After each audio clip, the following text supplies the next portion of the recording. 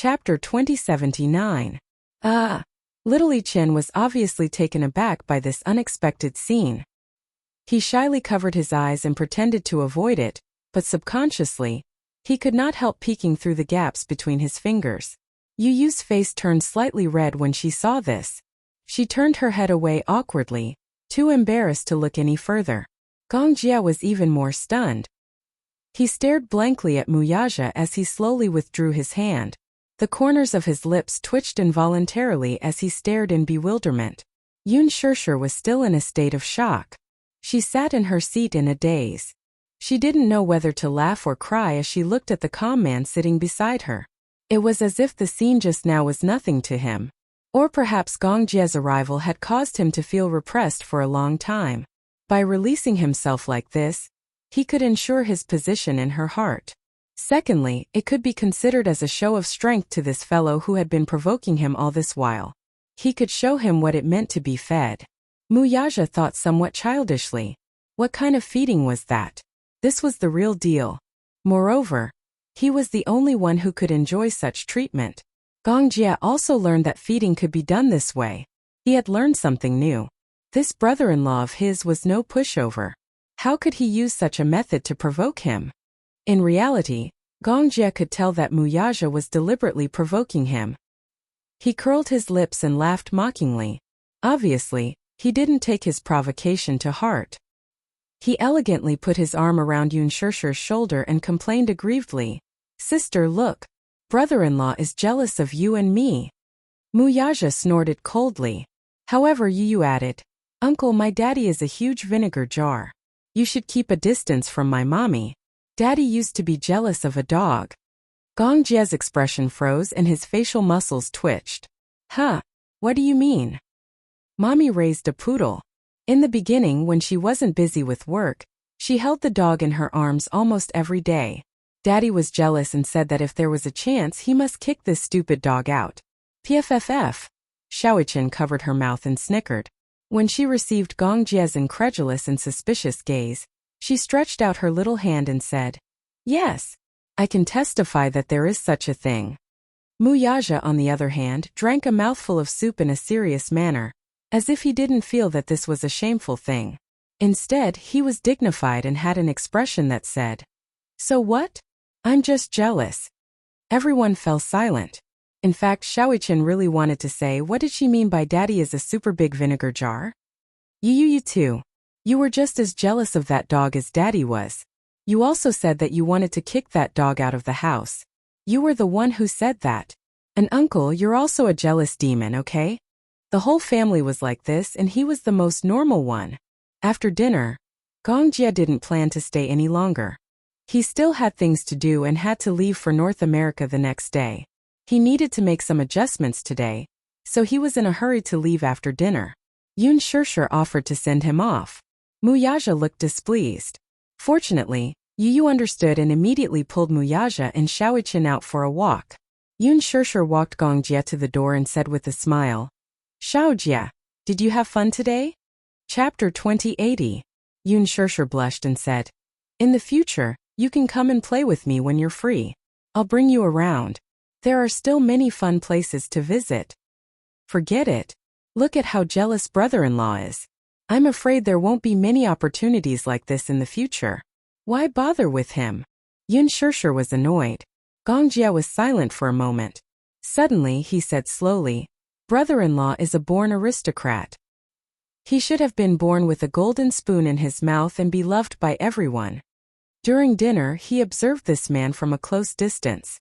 Even during dinner, his every movement was noble and elegant, just like a gentleman. Only a born aristocrat would be like this. The Gong and Mu families were different. The Gong family was a huge interest group with a vast territory. It was one of the top wealthy families in the world. The Mu family was a century-old aristocrat.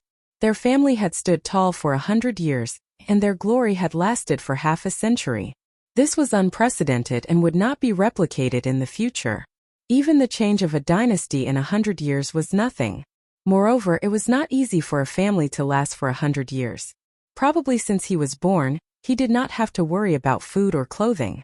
The arrogance in his bones was like that of royalty. He was worried that his sister would be wronged if she was with him. However, he had no right to interfere in matters of the heart. There was no leeway. Gong Jie's lips curled into a smile. Suddenly, he grabbed her by the back of her neck and planted a kiss on her forehead.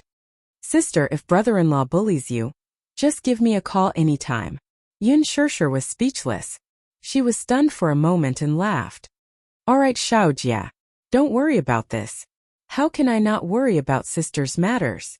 Yun Shishir was helpless. She felt warm and complicated at Gong Jie's protection. She only urged him, it's late. You should go home. Remember to rest early. Okay. Good night, sister. Gong Jie smiled and got into the car. The car sped off. Yun Shishir watched the car leave and turned to go home. After leaving Xiangti Walk, the Mercedes-Benz drove to the provincial road. Finally, it stopped at a remote place by the roadside. Gong Jie alighted from the car and took out a cigarette box. With a flick of his wrist, a cigarette popped out. He casually held it in his mouth and lit up the cigarette with a lighter. Smoke rose in spirals and sparks flickered in the dark night. Not long after, a jeep followed closely behind and stopped at the side. After the engine was turned off, there was no movement. With a cigarette in his mouth, Gong Jie slowly stuffed his hands into his trouser pockets and strolled to the side of the car. He lifted his long leg and kicked the car door fiercely. His strength was especially fierce. With just one kick, the car door was slightly dented. Get down here, he ordered coldly, and the car door was immediately pushed open. Then a few well-trained bodyguards came out and stood in a row. Gong Jie sized them up expressionlessly and asked coldly, "Who sent you?" Everyone was silent, not making a single sound. "Answer me." Gong Jie snorted coldly. His gaze was extremely dangerous. "You have been following me since the day." Second young master, we are under the orders of the chief to be on standby at any time, and to keep an eye on any possible danger around you. This is the chief's order. We are protecting you. Chapter 2081. Are you sure this is protection and not surveillance? To him, this was not protection but surveillance. He did not like the feeling of being watched. The bodyguards' expressions froze. One of them replied obediently, "The leader doesn't have any other intentions. He's just worried that you've offended Alman and might be pursued and assassinated. That's why he sent us to guard you." Gong Jie's expression softened slightly. A while ago, he had indeed offended the leader of an arms group. The cause of the incident was that he had ruthlessly taken a large portion of the Middle East market from the hands of the arms group tycoon. Taking away a piece of fat meat had undoubtedly angered him. In the arms market, ecological balance was also very important. Today, although the Hurricane Group was already a dominant company, strictly speaking, there was still a 30% share of the market outside. This was not because the Hurricane Group was not capable enough. In fact, Gong Xiaoying had the ability to take the last share under his name. However, the arms market was quite fertile. This 30% market share already included the governments of various countries, as well as many large and small arms groups. If Hurricane Group were to occupy 90% of the market share, it would be a true monopoly in the truest sense of the word. Hurricane Group was bound to be an eyesore to many eyes, and danger lurked everywhere. In order to maintain ecological balance, the Hurricane Group let go of this ambition, and took a step back to protect the overall situation. However, a while ago, Gong Jie had snatched a piece of fat meat from the hands of an arms group leader. Gong Xiaoying was worried that he would be in trouble if he was so arrogant, so he sent more people to secretly follow him. Gong Xiaoying thought highly of Gong Jie. The reason why he thought highly of him was not only because of Gong Jie's own ability, but also because of another very important reason. That was, Mu Qingqing's blood flowed in his body. Mu Qingqing was the woman that his father loved the most. He had devoted his entire life to her. This woman definitely occupied the thickest and most important part of his father's life. Because of his mother, as their flesh and blood, his father had poured a lot of effort into him. Gong Jie had returned to the Gong family when he was 9 years old. He had experienced many dangers and bloodshed, and with Gong Xiaoying's strong support, he was able to achieve his current status. Therefore, Gong Xiaoying's heart was extremely biased towards him. However, he was worried that since Gong Xiaoying had sent so many people to guard him, It was inevitable that he would discover some clues. If he discovered the existence of his sister, then it would be a little troublesome. His sister was very happy now. Even if he didn't want to admit it, she had a happy family now. She was simple and happy. He couldn't bear to break this peace. When he thought about how these guys had been following him for so long, they must have grasped Yun Shishir's whereabouts. He questioned, "Just pretend that you don't know what happened today, do you hear me? If my father asks about it, just tell him that I'm resting in the hotel." "Second young master, what do you mean by this?" Gong Jie grabbed one of them by the collar and said coldly, "Just pretend that you don't know about that woman's whereabouts today. No one is to disturb her. If I find out that you reported this to my father, I'll kill you." Chapter 2082. His aura was very scary. Just a few words, but it was filled with a hair-raising threat. They hurriedly nodded and immediately expressed that they would not make this matter public. "That's good. Go back and tell father that I don't need your protection, understand?" "Yes." Second young master understood. "Go back." Gong Jie waved his hand to chase them away. The bodyguards meticulously got into the car, and then quickly left. He turned around, his gaze deep. When Yun Shishir returned home, Muyaja had already returned home, but she did not see the two little fellows. She thought that he must have driven the two little fellows out for a walk on the way home and came back first. Muyaja stood on the balcony. It was rare that he was not working in the study. Instead, he just stood there smoking silently. In the ashtray beside him, there were a few cigarette butts. Yun Shishir carefully counted them. There were actually quite a few. Today, his smoking addiction seemed to be very strong. One cigarette after another. Things like cigarettes were actually not good. It was harmful to the body. She rarely saw him smoke, especially such a strong one. This was the first time she saw it. Ever since he returned home, she sensitively sensed that he seemed to be in a bad mood today. Something must have happened in the company. Yun Shishir slowly walked over. Her footsteps were so light that he did not notice when she entered the room. She carefully wrapped her arms around him from behind. Muyaja was startled, realizing that it was her. He reached out his hand and gently covered the back of her hand. He smiled faintly. "You're back?"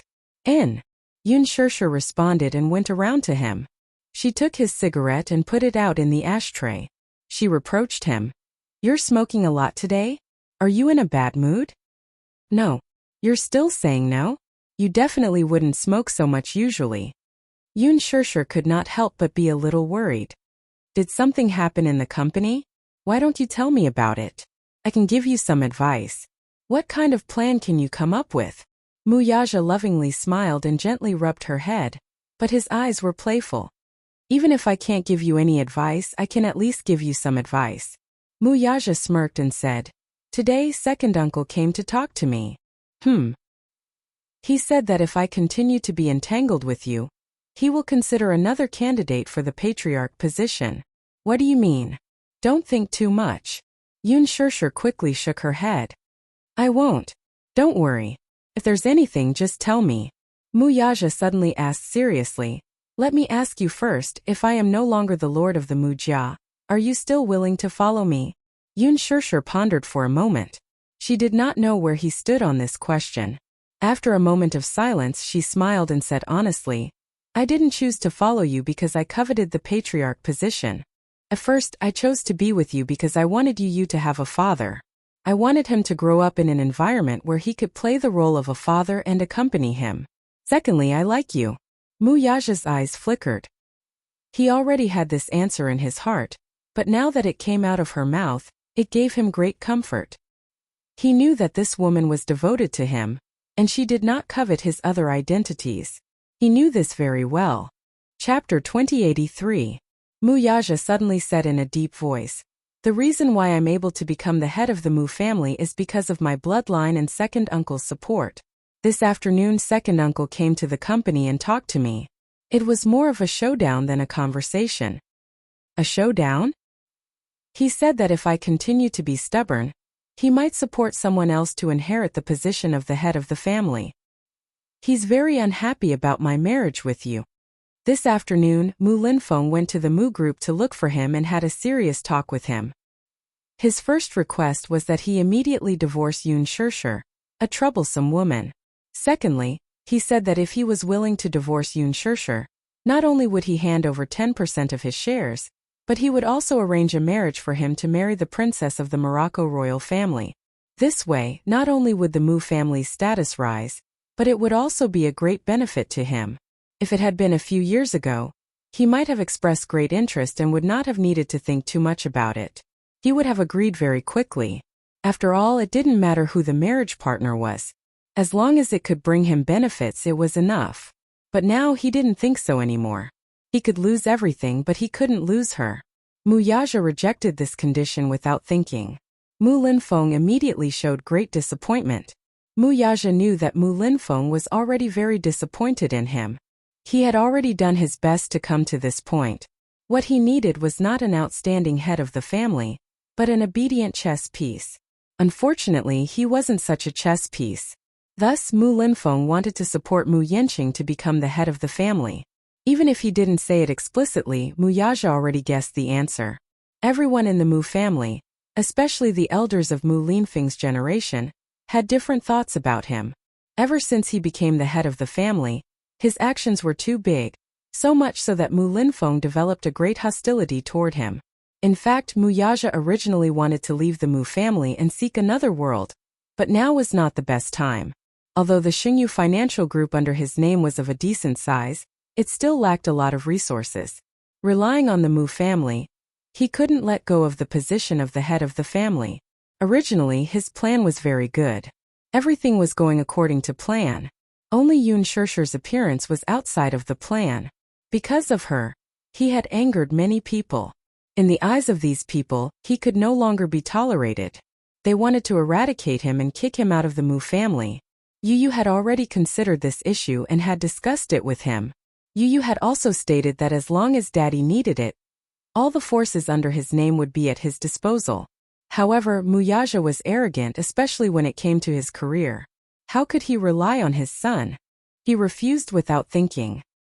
He had accepted his son's kind intentions, but he had not reached the point where he needed to rely on his son's influence to expand his territory. However, this point was still within his grasp. If Mu Linfeng ignored the big picture and was bent on eliminating him, in the end, both sides would suffer. Moreover, the Mu group's vitality would be greatly damaged. Without him, the Mu group would only turn into a ruin. Chapter 2084. The horn of war had already sounded. What was coming next might be an extremely cruel war. But he was not afraid at all. Yun Shirshir held his hand and smiled. No matter what it is, I'll face it with you. Okay. Mu Yaja held her hand and pulled her into his embrace, kissing her forehead. As the new year approached, Yun Shirshir was already prepared to buy New Year's goods. She found out that there was a mall that was offering discounts for the entire store. In order to welcome the Lunar New Year, the items were very cheap and were worth the price. Hence, she specially called Mu Yaja and asked him to come home earlier tonight. It just so happened that Mu Yaja returned home early at 6 o'clock in the evening. Yun Yeqing and Yun Yeho were also there. After a hearty dinner, the family drove to the mall. Yun Shirshir had just stepped into the mall when she felt a crow flying over her head. Have you ever seen a mall without a single person? The first thing she saw when she stepped into the mall was a mountain of goods with discount signs hanging all over it. However, other than the festive music playing from the loudspeakers, everything else in the huge mall was silent. Other than the salespeople and employees stationed in the mall, there was no one else. Yun Shirshir was nervous for a moment. She thought that the mall was not open for business, but there was no sign at the entrance saying that it was closed today. She went to the service counter to ask about it, but the first thing the attendant said made her feel like she was in a dream. You're Madame Yun Shirshir, right? How do you know my name? Yun Shirshir was stunned. She smiled and explained, in order to welcome you and not cause you any trouble, the mall has already been cleared according to Chairman Mu's instructions. Cleared? Yun Shirshir's eyes widened. At the side, Xiaoi Chen and Yu Yu curiously leaned on the counter. They sized up the mall and instantly understood what was going on. Daddy probably did not like places with too many people, so he ordered the mall's manager to clear the place in advance. Mommy is a public figure.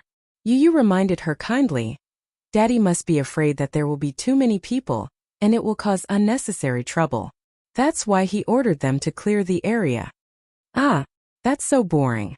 Shopping for New Year's goods has to be done in a crowded place to enjoy the new year, Yun Shirshir said with some frustration. In fact, she was fully prepared when she left the house. She was fully armed and equipped with everything she needed. However, when she walked into the mall, there was no one there. She had been eyeing them covetously and waiting for them. In the end, Xiaoyichen covered his mouth and snickered. Looks like Daddy's good intentions have backfired. Yu said. Actually, Mommy, this is not bad. After all, if there are too many people, it will indeed bring a lot of trouble. Xiaoyichen added. That's good too. Mommy, we can shop for New Year's goods in peace. Yun Shirshir nodded. All right. She wondered if it was worth it for Wuxia to clear the place. She had originally found a mall with a higher discount to save some money. If he had paid a hefty price to clear the place, then in the end, wouldn't it be not saving money but spending money instead? Yun Yecheng walked over and said. This is a small token of appreciation from Yaja. Shirshir, you're earning a lot now. There's no need to care about such trivial matters. It's rare for the family to gather together to shop. This is the main purpose. Yun Shirshir thought that it made sense. That's true. Chapter 2085. Yun Shirshir smiled. Holding the little lads in each hand, she said to Wuxia, let's go in. Wuxia walked over and gently took Yu's little hand from her. Yun Yecheng pushed Yun Yeho's wheelchair, and the family entered the mall in a grand manner. Other than peanuts, melon seeds and pistachios, they also prepared gifts for visiting relatives and friends during the new year. Yun Shirshir did not have many relatives, but it was unavoidable to buy some gifts during the festive season. After buying a few big gift bags, Yun Shirshir was in high spirits. In the past, the end of the year was the time when she was most worried. She needed money to buy new clothes for the new year, from down jackets to pants to new shoes. It was a huge expense. Every year after the new year, she would be strapped for cash and feel very cramped. Although Yu would receive a lot of red packets during the new year, and some of the wealthier relatives would give red packets of a few thousand yuan each, Yun Shirshir had never touched them. Instead, she opened an account in the bank and deposited them. Now there should be a sizable sum in this account. Now that she had earned a lot, she no longer needed to shop around and compare discounts before making a decision. If she saw something she liked, she would just add it to the shopping cart. After shopping for the New Year goods, Yun Shirshir led the family to Brand Street to buy new clothes. She suddenly realized that Wuxia was very particular about his clothes. Which suit in his closet was not handmade by famous brands? Which one of them did not cost tens of thousands? Although there were many luxury goods on Branded Street, these branded stores paled in comparison to the ones he was wearing. Yun Shirshir could not help feeling a little uneasy. She walked to a men's clothing store and carefully probed. Do you like the clothes here? She originally thought that he would not like them and reject them in disdain. Unexpectedly, he took a serious look at them and said with interest, let's go in and take a look. Okay. Yun Shirshir smiled brightly and held his hand as they walked in. The clothing store was selling overcoats with good designs. All of them were slim fit and complemented one's physique well. This was especially so for a tall man like Wuxia.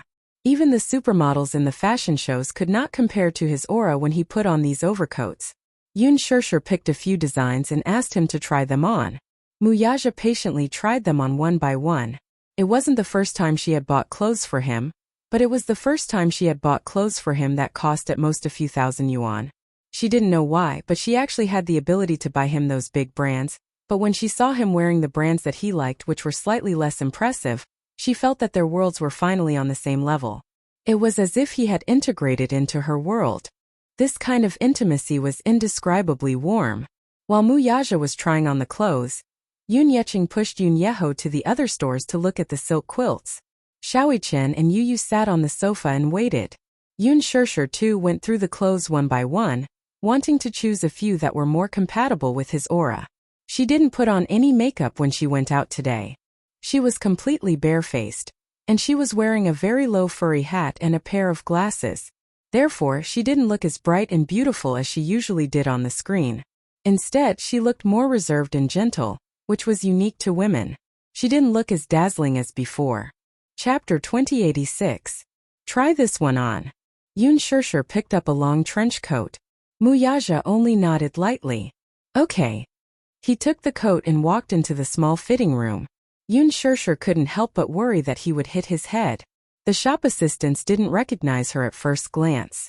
Blushing, they went up to her and asked softly, pretty lady, is this handsome guy your husband? Yun Shirshir was a little uneasy. She was a little worried that they would recognize her. However, when she saw the stunned expressions on their faces, she guessed that they were probably focused on Muyaja and didn't notice her.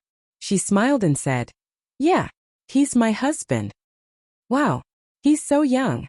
I knew it. I could tell at a glance that they're a young couple. Don't they say that people in the city get married later? Why are they getting married so early? Young couple. Yun Shirshir's heart was suddenly warmed by this word. She loved this feeling so much. She held his hand openly and said righteously, this is my husband. This feeling was pretty good. Yu snorted and said to the shop assistants, my mommy looks very young, but she's already in her 20s. Xiaoyichen added, yeah, daddy and mommy are almost in their 30s. They're not young anymore. Yun Shirshir glanced coldly at Xiaoyichen. This guy was marked by the company he kept. After being with Yu for so long, he had learned bad things from him. He was so sarcastic and not cute at all. The shop assistants were shocked by the two little kids' cuteness. They covered their faces and exclaimed, pretty lady, are these two little kids your sons? Yun Shirshir nodded. The shop assistants were extremely envious. Oh my god. They're so beautiful. They look just like those mixed-race celebrities on TV. Look at their big bright eyes. Especially their eyelashes, they're so long and curly. Yes. If I could give birth to two such cute twins, I would wake up laughing in my dreams. At the end of the day, it all depends on your parents' genes. The beauty is so beautiful, and her husband is so handsome. Her baby must be very beautiful. As salespeople, their mouths were as sweet as honey. Moreover, what they said was also the truth. Yu and Xiaoyichen had inherited Yun Shirshir's bright eyes and Muyaja's handsome features. Therefore, even though they were still young, they could already imagine how handsome they would be when they grew up. Yun Shirshir was very satisfied. Any mother would feel happy if her child was praised for being cute. She couldn't help but pinch Xiaoyichen and Yu's cheeks and complained, these two little guys are cute, but sometimes they're mischievous. Sometimes he's very naughty and often causes trouble. This shows that the child is smart. It's better for the child to be mischievous. If he's wooden, he won't be cute. One of the shop assistants stared silently at Yun Shirshir for a while and suddenly said in surprise, pretty lady, you look like a movie star. She loved watching movies and would often go to the cinema with her classmates after work. However, she said that she looked like a movie star because she would never suspect that the person in front of her was the real deal. Chapter 2087. Moreover, this woman was so gentle. She did not seem like the glamorous celebrities on TV. She did not put on any airs and made people want to get close to her. When Yun Shirshir heard this, she was not shocked at all. Instead, she asked calmly, who's a movie star? She already knew the answer. However, she had to face it calmly to avoid suspicion. The shop assistant said excitedly, Yun Shirshir. There was a very popular movie called The Green Apple a while ago. Have you seen it, beautiful? Yes. Now that you mention it, it reminds me. Indeed, many people say that I look like a movie star, but I never pay attention to the actors when I watch movies, so I can't remember who it is. Yu's lips twitched. Mommy's ability to spout nonsense with a straight face had improved. It seemed that her ability to react on the spot had improved. If it were in the past, she would have felt guilty. Have you seen that movie? Gu Xingzi starred in it. It's amazing. The other shop assistants looked at each other. No. The movie tickets are so expensive. I can't bear to spend so much money. We're already very busy working overtime. How can we have the time to watch a movie? Xiaolu and I even have a part-time job. The rent has increased again recently. We can't wait to split $1 into $2. The shop assistants smiled as they spoke. Their expressions were light, but Yun Shirshir could feel the bitterness in their expressions. More than a year ago, she was probably like these young ladies. Every day, every month, she would have to worry about rent and work hard to make ends meet. The cost of living in the capital was very high. In addition, land prices were not cheap. The rent was already exorbitant. These young ladies did not look like they were locals.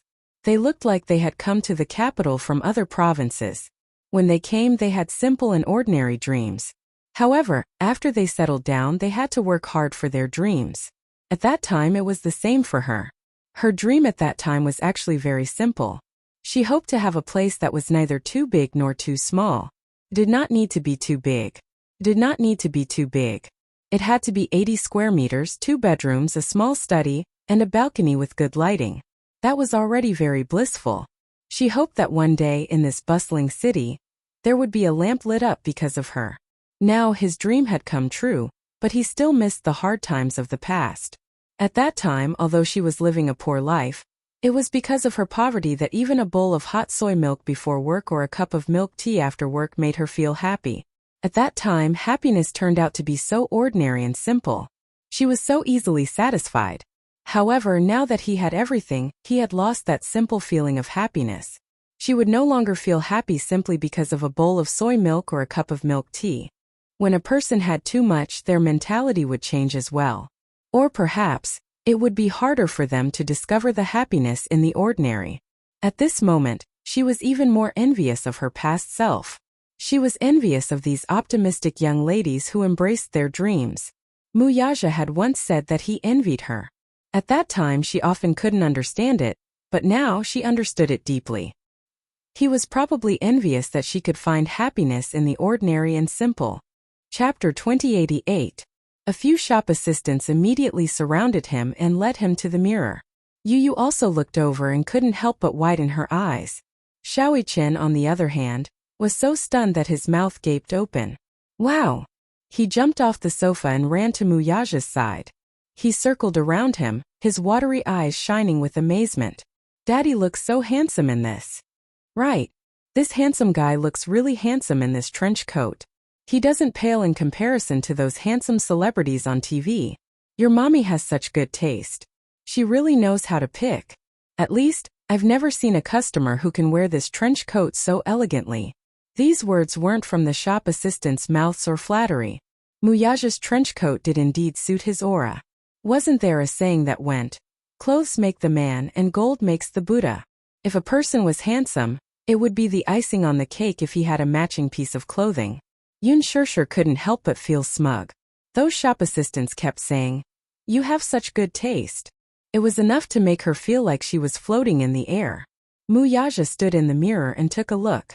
He also felt satisfied. Not bad. Just one word was enough to show that he was really satisfied. He was an extremely introverted man. When he encountered something that he was especially satisfied with, it was difficult for him to easily express his joy. For ordinary things he would only say, "It's okay." If he said, "Not bad," it meant that he was very satisfied. Yun Shishir smiled brightly. She held his arm and said with a smile, "Don't I have good taste?" "Yeah. Then why don't you give me a reward?" Yun Shishir said deliberately.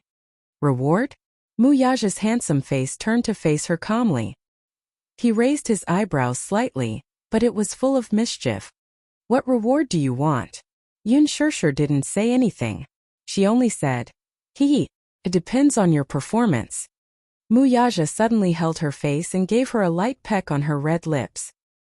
His eyes were full of indulgence as he lightly touched the surface of the water. The shop assistants behind them were caught off guard and were stuffed with dog food. They couldn't speak of their bitterness. Seriously, what was with this public display of affection? Did he consider the feelings of the single people? They were still single and didn't have boyfriends. Being showcased by such a loving couple, the few of them felt like they had been beaten to a pulp. Yun Shishir turned around and asked, "How much is this dress?" "Miss, are you sure it's this dress?" "Yes. This gown is on sale recently. The original price is 2,999 yuan. The current price is 2,199 yuan. 21.99. She could not help but frown. So cheap. She entered and saw the luxurious decor inside. She thought that the clothes would cost more than 10,000 yuan. This was a brick-and-mortar store, and it was so affordable.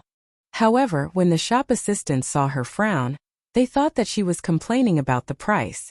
They immediately tried to persuade her. Don't be fooled by the price. It's not just because it's cheap. The material and quality are all here. You can touch it. It's handmade and made of real wool. Yeah, I'm not complaining about the price. Yun Shirshir immediately explained. Did she look so poor that she couldn't even afford 2,199 yuan? Can I pay by card? Yes. The shop assistant brought the card machine over. Yun Shirshir handed over a card, paid and signed. The shop assistant took the dress to be ironed, packaged, and handed it to her. You and your husband are so loving. I'm so envious. Chapter 2089. Yeah, your husband dotes on you a lot. The way he looked at you when he kissed you just now was really enviable. If I had a husband like that, my life would be perfect. Yun Shirshir smiled and stuck out her tongue mischievously. Actually, he's quite a wooden person. He looks very cold. The shop assistants were smiling, but they were criticizing him in their hearts. You think so too. Your husband is really cold. Aside from you, he's as cold as an iceberg to strangers. Yun Shirshir held on to Muyaja's arm. After they walked out of the mall, Yu and Xiaoichen were clamoring for milk tea. The weather at night was exceptionally cold. Especially as they went further north, the wind at night felt like it was filled with ice, and it was especially torturous. Yu and Xiaoichen didn't like milk tea, but the weather was so cold that they felt much warmer with a cup of milk tea in their hands. While they were waiting in the milk tea shop, Yun Shirshir was also feeling a little uncomfortable from the cold. She kept blowing into her palms and rubbing them. When Muyaja saw this, he walked over and gently wrapped her hands with his large palms. His hands were unexpectedly warm. His large palms completely wrapped around her small hands, and the warmth from his palms was continuously transmitted to her. Yun Shirshir was a little surprised. Your hands are so warm. Muyaja's lips curled into a smile as he held her hand tighter. He had always kept his hands in his pockets and rarely took them out. Along the way, his hands were already warm from holding them. Muyaja lowered his head and gently exhaled on her small hands. He rubbed them gently with a serious look on his face, as if he were doing something very important. Yun Shirshir's gaze suddenly froze. She stared at his handsome face in a daze and couldn't look away. He carefully rubbed her hands and suddenly realized that she was looking at his face. He furrowed his brows and looked up. When he met her gaze, he saw that she looked a little surprised. Puzzled, he asked, "What's wrong?" "Nothing." "Why?" She snapped out of her daze and smiled. "I'm just looking at you." Muyaja gently kissed her fingertips that had turned red from the cold. His voice was so gentle that it seemed as though water could be squeezed out of them. "Are your hands still cold?" Yun Shirshir's face heated up from his doting gaze. She shyly lowered her head and stammered, "Yeah, they're not that cold anymore." Muyaja held her hands in his arms and said softly. Feeling uneasy, Yun Shirshir awkwardly shifted her face away shyly. "Oh, it's nothing. It's just red from the cold." It would have been better if she did not turn around. The moment she did, she saw little Li Chen and Yu standing at the side with mocking expressions. The two little guys were imitating them. Yu stood facing Xiaoichen and held Xiaoichen's hands like a boyfriend. He said affectionately, "Are you freezing?" Xiaoichen pretended to be extremely shy. His eyelashes fluttered nervously and he looked as shy as a little deer. He lowered his head and said hesitantly, "No." Yu imitated Muyaja's earlier behavior. He gently lowered his head and kissed his fingertips. He looked up and affectionately repeated what Muyaja had said earlier. "Are your hands still cold?" "They're not that cold anymore." Chapter 2090. On the other hand, Yu went all out with his acting. He imitated his father's overbearing and affectionate manner and stuffed Xiaoichen's hand into his chest. Yun Shirshir was speechless. These two rascals. Were they purposely imitating their loving scene to make fun of her? Xiaoichen put on a shy expression. He smiled coquettishly as he tried to push him away. Yu, on the other hand, coldly recited his lines. "Are you shy, baby?" Xiaoichen blushed as he mumbled, What? You're calling me baby in front of outsiders." "I'm so shy." Yun Shirshir couldn't help but feel ashamed. Muyaja glanced at him and grunted. It was an extremely cold sound, but it seemed to be a signal. Qian immediately retracted his hand. Then he raised his hand and accused. It's not my fault. It's Yu Yu's fault. Yu Yu was exasperated. What an irresponsible fellow. He had cooperated well. Now, with just a glare from his father, he had become the scapegoat. After the milk tea was made, the three of them each had a cup. They weren't in a hurry to drink it. Instead, they warmed their hands first. As for Wuxia, he, on the other hand, followed behind them in charge of carrying all kinds of bags. The three of them, on the other hand, were in charge of giggling and chatting. Yu Yu turned around and glanced at Wuxia, who was carrying all the bags in his hands. He couldn't help but cover his mouth and snicker. He didn't forget to take pleasure in his misfortune.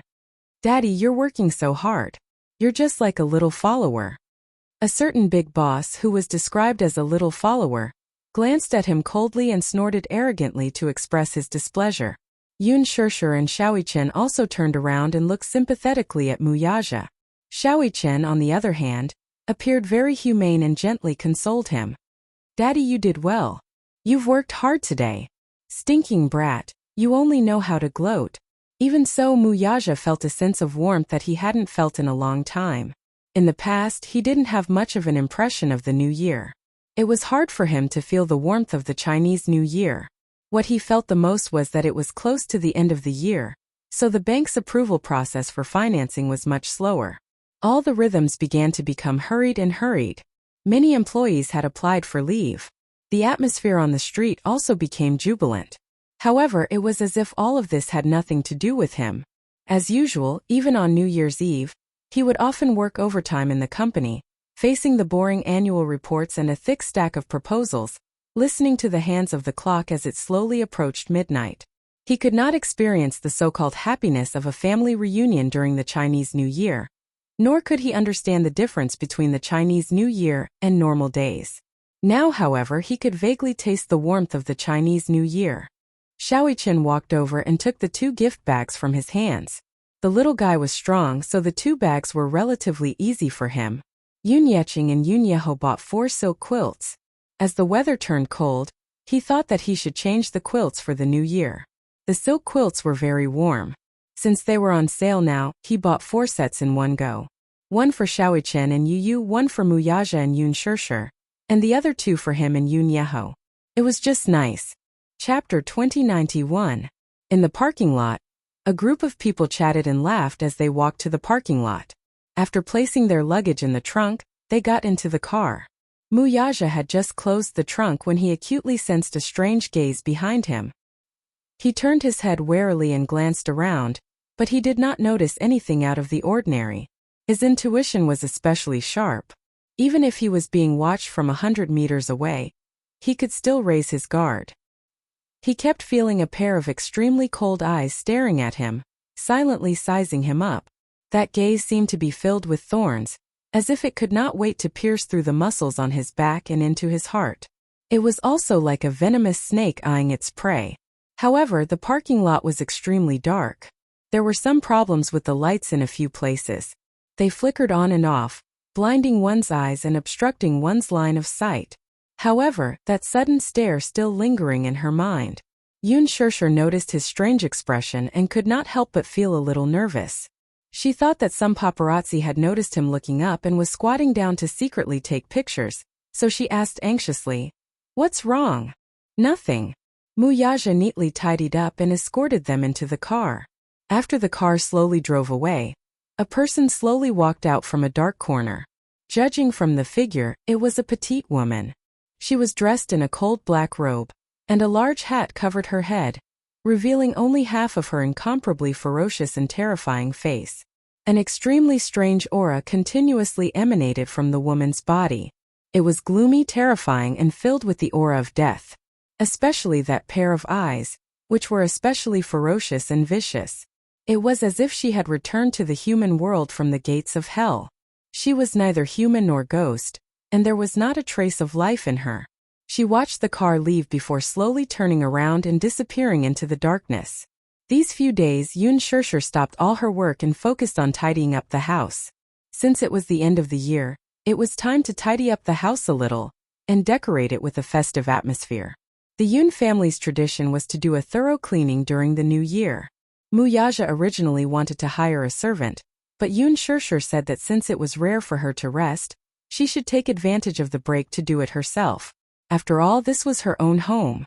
With Yu Yu's virtuous little helper, Xiaoichen also raised his hand and volunteered to participate in the cleaning. Yun Shirshir thought about it and decided that the cleaning would take at most a day. It wouldn't be too tiring. The third and fourth floors were not commonly used. As long as the first and second floors were cleaned, there would be no problem. It was easy to say, but when it came to cleaning, she felt the sadness in it. Speaking of which, it was no wonder that those rich people who knew how to enjoy themselves would rather choose a large bungalow than a villa. Those who bought a villa mostly hired servants. Due to the structure and overall structure of the villa, there were a lot of blind spots in the villa, especially the corners of the stairs. It was easy for dust to accumulate on every step, and the vacuum cleaner was not of much use. After tidying up a few rooms, Yun Shirshir was so tired that she could not straighten her back. She was so tired that she was panting. She took a break from work and slacked off. Chapter 2092. Seeing Yun Shirshir slumped on the sofa, he snickered at her misfortune. "Mommy is so disappointing. You're actually slacking off." With that, he walked to the balcony as if he was floating. Yun Shirshir also hated herself for being so disappointing. She looked at the diligent little fella and saw that he had been busy all this time. He didn't even have time to catch his breath, but he didn't look tired either. On the other hand, Xiaoichen saw that Yun Shirshir was slumped on the sofa and also collapsed into a ball. "Mommy, I can't take it anymore. I'm so tired." Xiaoichen was listless. He never did housework. Usually, he would follow behind Yu Yu and help out a little, but it was only light chores. Yu Yu rarely assigned him heavy tasks. When the cleaning started, the three of them sat down seriously, assigned tasks, and divided the responsibilities. Yun Shirshir was in charge of collecting and dusting, Xiaoichen was in charge of cleaning the windows, and Yu Yu was in charge of washing the clothes and mopping the floor. At first, Xiaoichen was full of confidence. Wasn't it just cleaning windows? When he was serving in the military, he had gone through all kinds of hardships and tiredness. Cleaning windows was underestimating him. However, when it was time to do it, he looked at the row of floor-to-ceiling windows on the second floor. He was so shocked that his jaw almost dropped to the ground. There were so many windows. He didn't notice it when he was living here, but when he paid special attention during the cleaning, he realized that there were more than 30 windows on the first and second floors. Oh my God! What did that mean? The first floor was still okay, but the second floor was full of floor-to-ceiling windows. As he cleaned the windows one by one, he felt as if the sky was about to collapse. Yu Yu noticed his ashen face and said faintly, "What's wrong? Are you scared?" Just now, someone was saying confidently that cleaning windows was a piece of cake. "We haven't even started and you're already backing out? What are you talking about?" Xiaoichen puffed up his chest confidently and volunteered. "Give me a day. I promise I'll wipe it clean." Yu Yu snorted in disdain. Then she glanced at the tools in his hands and said coldly, "You're not allowed to use these tools. They won't be clean. Put on gloves first. Get a basin of hot water, dissolve the soap, and wipe it all over with a rag. When it's dry, wipe it with a newspaper bit by bit. That's the only way to make it clean." Xiaoichen opened his mouth in surprise. "Newspapers? If I use your tool to wipe it, it will leave a mark. As someone with OCD, I can't stand it." As he spoke, Yu Yu patted him on the shoulder and said, "All the best." Then he went downstairs. Xiaoichen gulped, then rolled up his sleeves and started working according to Yu Yu's instructions. At first, the work was done step by step, so it wasn't too tiring. However, when it came to the last step, he leaned on the windows and wiped them with a newspaper bit by bit. After just 10 windows, he felt as if he was about to be crippled. After Xiaoichen finished wiping the 10 windows, he floated down like a ghost and collapsed on the sofa. He felt as if he was a crippled prince. He was so tired. It was more tiring than doing 10 sets of push-ups at once. When Yu Yu saw him lying down, she thought that he had successfully completed his task and ran upstairs to check. However, when she saw that he was only halfway done, she said angrily, "Mui-chen, come up here." Like an obedient puppy, Mui-chen obediently ran upstairs and was fiercely reprimanded by his younger brother. Are these windows considered clean? Chapter 2093. It's only clean when it looks like there's no glass in it. Yun Shirshir's scalp went numb when she heard that. She couldn't be bothered to slack off and went to tidy up the cloakroom. However, the more she tidied up, the sadder she felt. Usually when she came home, she didn't ask about the housework. However, every time she came home, the house was very clean and there wasn't a speck of dust. Although, to a certain extent, this was due to the hired helpers, it was more due to Yu's usual love and acceptance. Especially in the cloakroom, the clothes, shoes, and hats were all neatly arranged. Yun Shirshir even suspected that Yu was a Virgo. At night, Yun Shirshir was so tired that she was fuming. She felt as though her soul was about to come out of her mouth when she lay down. She was really exhausted. Shaoi Chen was equally exhausted. He slumped on the sofa and responded lazily to whatever she said. He didn't have any energy at all. As for Yu, not only did he complete his role perfectly, but he also washed the clothes and mopped the floor. He had already returned from grocery shopping and was preparing dinner in full swing in the kitchen. This guy. Didn't he know how to be tired? The problem was, although it was just washing the clothes and mopping the floor, many of the clothes in the house had to be washed by hand and not by machine. Furthermore, there were a few places where you had to kneel on the floor and wipe them clean bit by bit. God. Why was this guy so energetic? She wanted to ask him if he was tired after doing so much, but she was too embarrassed to ask. She couldn't even compare to a child. Yun Shirshir pulled herself together and got up. She walked to the kitchen and asked if she needed help. However, when she opened the door, she saw Yu carefully picking the vegetables with his head lowered. She felt a mix of emotions when she saw the fine beads of perspiration on his forehead. This child, he was obviously very tired, right? How could anyone have so much energy, let alone a child? After doing so much housework, he must be exhausted. Now he still had to prepare dinner for them. For a moment, Yun Shirshir felt extremely sad. She was both touched and ashamed. She immediately walked over to take over the work from him. Yu's next sentence hit her hard. Mommy, you'd better lie down on the sofa obediently. Don't cause trouble. Yun Shirshir. Her heart broke slightly and she explained, I'll give you a hand, okay? I'm pretty good at picking vegetables. Yu said in disdain, I won't let you touch the kitchen. Once when you were cooking, you didn't even pick out the ingredients properly and it affected the taste. Yun Shirshir felt as if thousands of arrows had pierced her heart. She moved a small stool over and sat down. Yu didn't want her to interfere, so she sat quietly by his side and accompanied him. Yu was very careful when picking the vegetables. Even if it was a small cluster of yellowed leaves, he would still pick them out. He could also easily distinguish between the tender and old vegetables. Yun Shirshir suddenly felt bad. You've been busy the whole day. It must be tiring, right? Yu grunted and glanced at her. However, he saw that her eyes were full of heartache. He couldn't help feeling touched and stopped what he was doing. Mommy, Yu isn't tired. How can you not be tired? Chapter 2094. It's a little tiring, but Yu doesn't feel aggrieved at all. Yu smiled gently. His eyes seemed to be filled with fragments of moonlight, warm and moving. It's a blissful feeling to protect your home with all your heart. When they first moved into the new house, Muyaja assigned a group of servants to clean the house and make it look brand new every day. At first, Yu was happy to be free. Who would want to work? He let the servants do all the dirty and tiring work, and he was happy to be relaxed and carefree. However, Yu gradually realized that the house was much cleaner, and he was much more relaxed. However, he also gradually realized that it seemed to lack a little liveliness. It was like a hotel. It was clean and tidy, but it didn't feel warm at all. Hence, in the end, he tidied up the bedroom, living room, bathroom, and study where Mommy and Daddy lived. Only in this way could one feel the warmth of home. However, Yu didn't feel tired at all.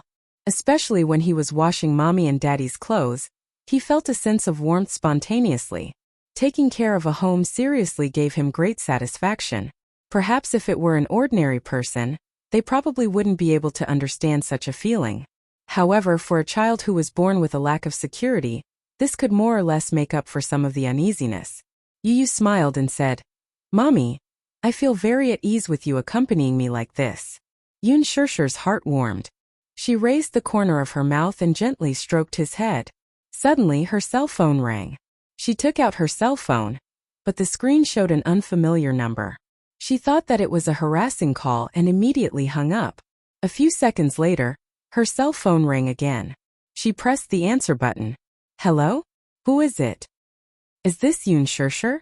An unfamiliar but steady man's voice came from the other end. From his voice, she could tell that he was about 50 or 60 years old. From his tone, she could tell that he was a rather steady and mature man. She was secretly shocked. His voice sounded very unfamiliar. At least she didn't know this man. However, this person directly called out her name, so she was a little surprised. How do you know my name? You must be surprised to know your name, right? Your name reverberates like thunder in my ears. She didn't know what this man meant, but he sounded like an enemy rather than a friend. There was a hint of mockery and sarcasm in his tone. In short, it gave people a particularly uncomfortable feeling. Yu also heard a voice. Even though she didn't hear the words clearly, she could vaguely feel that it wasn't a friendly person.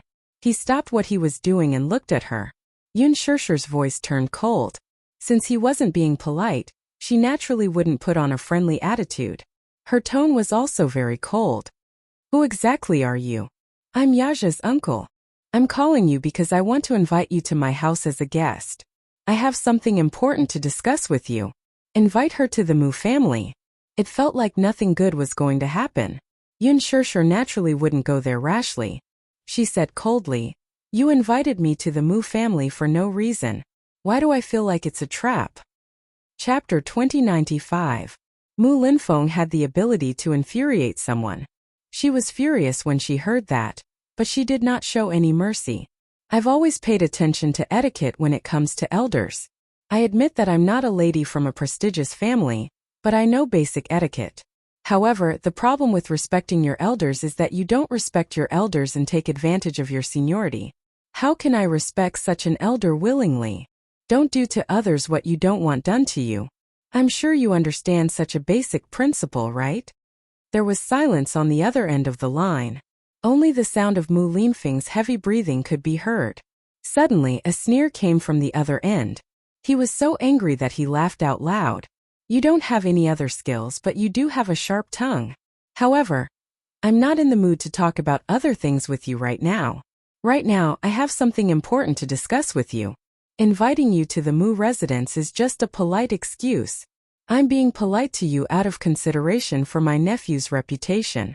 If you continue to pester me endlessly, I won't be so polite anymore. Uncle, what are you saying? What do you mean I'm pestering you endlessly? I've never pestered you endlessly, have I? You guys, on the other hand, Mu Linfeng did not have the patience to hear her out. He coldly interrupted her and rudely said, Cut the crap. Come over right now. I'll text you the address later.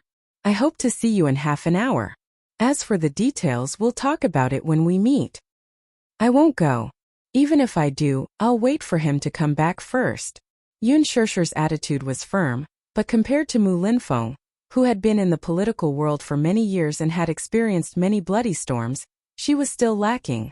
Mu Yaja's swift and decisive methods had more or less inherited some of his father's style. Her tyrannical nature naturally caused him to be displeased. Miss Yun, don't be so fierce with your words. We're not ferocious tigers and fierce beasts. We can't eat you, nor will we do anything to you. Don't worry. I asked you to come over to discuss matters and not to play dirty tricks with you. As for Yaja, I've already called him, and he'll be here soon. I hope you won't refuse a toast only to be forced to drink a forfeit. With that, Mu Linfeng hung up abruptly. Yun Shishir gripped her phone tightly. She was already burning with anger. But after hearing Mu Linfeng's overbearing words, this anger turned into an inferno. She increasingly felt that this old man was being unreasonable. Why should she go? What important thing could it be? What good could it be? She doesn't covet the title of young mistress of the Mu family at all. On the other hand, the Mu family kept chasing after her and pestering her endlessly, making her very annoyed. Thinking of this, she sneered. That's fine too. She had yet to meet the Mu family after all this time. Since Mu Linfeng had personally invited her today, how could she not go? Go. At the same time, he explained everything clearly. Whether it was pleasant or unpleasant, he had to make everything clear so that he wouldn't be annoyed in the future. Yun Shirshir was prepared to lay her cards on the table. She stood up and said to Yu Yu, Mommy has something to do and needs to go out. You and Xiaoyichen stay at home obediently. Mommy, where are you going? I have something important to do. You guys have dinner first. Mommy will come back later. I'll go with you. Chapter 2096. Having said that, Yun Shirshir walked to the living room, put on a jacket, tidied herself up and left in a hurry. Xiaoyichen chased after her in a hurry, but Yun Shirshir had already left. Confused, he turned around and asked, Yu, did you make Mommy angry? Yu glared at him. How is that possible? Mommy said she had something important to attend to, so she went out. Oh, what is it? Yu furrowed his brows and said in a deep voice, I think the Mu family invited her over. They said they have something to discuss. Xiaoyichen was stunned. Yu suddenly asked, Who is Daddy's second uncle? Xiaoyichen could not help but widen his eyes. Second uncle? Did second uncle ask Mommy to go over? Yu nodded with a solemn expression. Xiaoyichen bit his lip and paced back and forth in the entryway. Suddenly he said, What should we do? Second uncle is very domineering. I'm afraid Mommy will be aggrieved if she meets him alone. No, I want to go to the Mu family too. Yu suddenly whipped out his phone and called Li Hanlin. Li Hanlin was arranging the annual financial report. When he received the call, he immediately put down his work and said that he would be there soon. Before long, Li Hanlin arrived in his car. Yu and Xiaoyichen got into the car in a hurry. Li Hanlin turned around and asked, President Yun, what can I do for you? Go to the Mu family. Oh? Li Hanlin was stunned. The Mu family? Yes. Yu glared at him when he saw that he was still in a daze. Right now. Okay. Li Hanlin did not care what was going on. He immediately put the car in gear and the car sped off.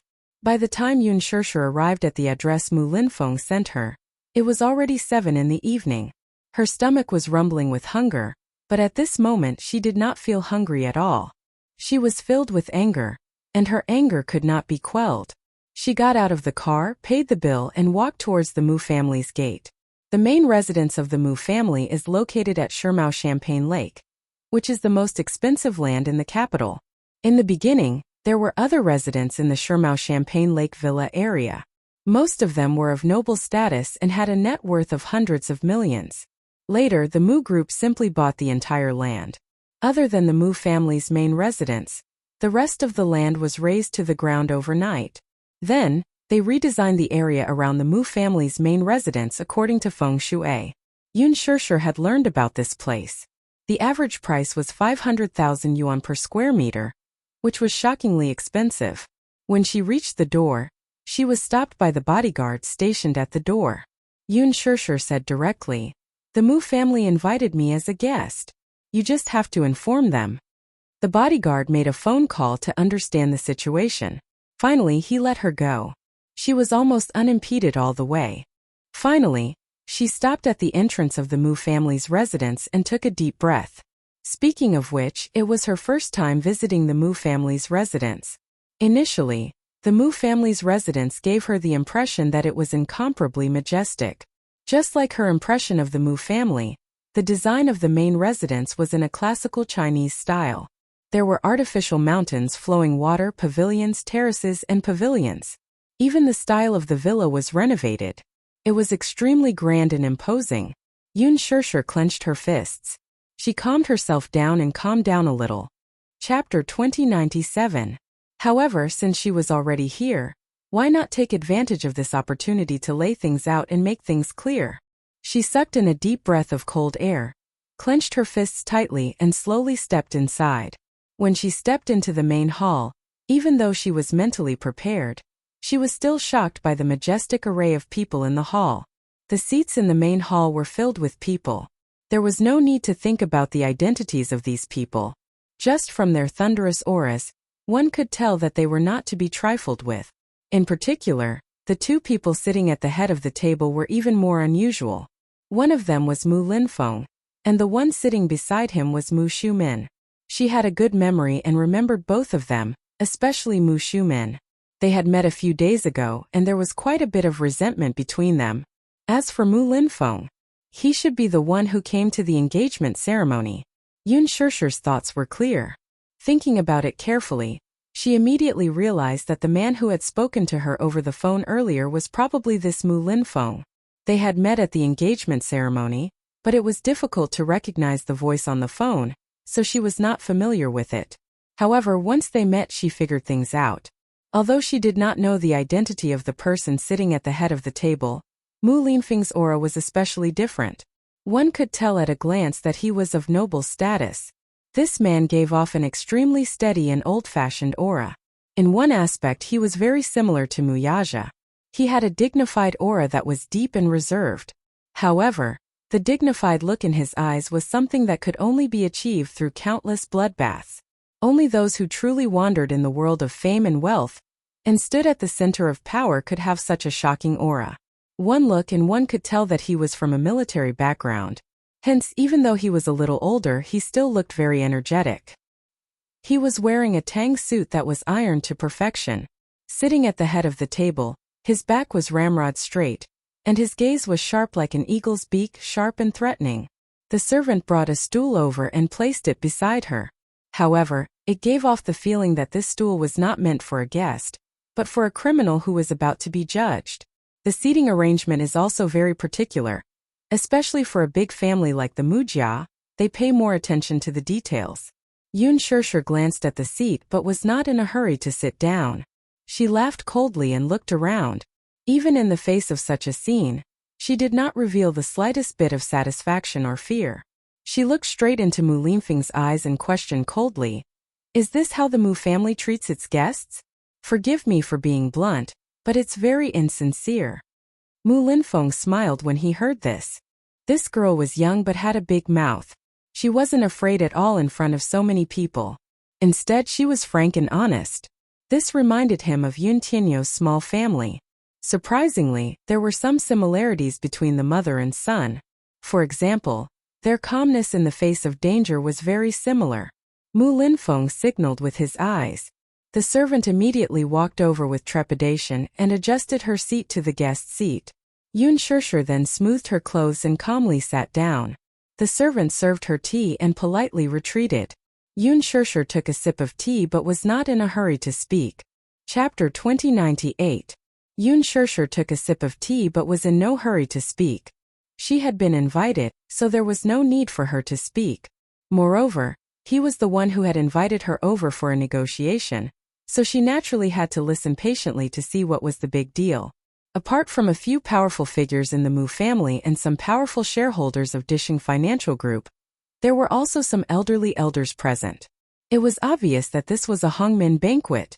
If it were anyone else, their legs would have trembled, and they would have even stuttered when speaking. However, Yun Shusher was not afraid at all. Since the Mu family had invited her, she did not have to worry about what they would do to her. On her way there, she gave Mu Yaja a call, but it was answered by Minyu. He told her that the chairman was in a meeting and could not take the call for the time being, so he asked her what was the matter. Yun Shusher smiled and said, "Tell him to go straight to the Mu residence after work. I'll wait for him there." Okay. It seemed that Mu Yaja still did not know about this. Was Mu Linfeng trying to bewitch her? However, she was not worried. Apart from some of the more senior elders present, there were also some unfamiliar but young faces. Yun Shusher immediately saw the young man sitting upright beside Mu Xiumin. From his face, the man looked young and was in his 20s. From his facial features, she could vaguely make out some resemblance to Mu Yaja, especially his eyes and nose, which were very similar. Although they were not exactly the same, they were at least 50% similar. Speaking of which, genes were really interesting things. Although Mu Yichen's facial features were very similar to Mu Yaja's, the aura he exuded was not at all comparable to Mu Yaja's arrogant aura. Although he had outstanding looks and extraordinary heroic spirit, he was not inferior when compared to Mu Yaja. It was no wonder that Mu Yanqing had always been lackluster in the Mu family. Standing beside Mu Yaja, he could only serve as a foil. Or rather, he could not even be considered a foil. Since the last time he had a deep talk with Mu Shumin, Mu Yanqing had quickly gained Mu Linfeng's trust and approval. Mu Linfeng's request for him was very simple.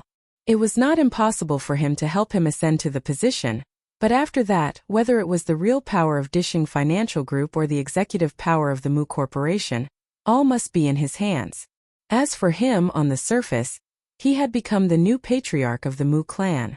But in reality he was nothing more than a puppet. However, Mu Yanqing was happy to see it happen. In fact, compared to Mu Yaja, he was not that capable and capable. He was just a facade. After becoming the head of the family, he did not have the confidence to guarantee that the Mu Corporation could surpass Mu Yaja under his management and become a more powerful business tyrant. However, since Mu Linfeng wanted to take back his real power, then he would hand it over to him. Why wouldn't he do it? At least he was still the head of the family in name. Even if it was an empty shell, so what? He only needed to be responsible for enjoying the glory, wealth, and vanity that came with being the head of the family. That was enough. He could enjoy the power of being the head of the family and cast aside his responsibilities. How could there be such a good thing in the world? Chapter 2099. Just this title alone was enough for him to fight for it like a moth to a flame. However, Mu Linfeng had also given him a warning in advance. It didn't mean that he could become the family head immediately after agreeing to it. Mu Linfeng still thought highly of his capable nephew, Mu Yaja. Hence he called Yun Shishir over to show her who was in charge.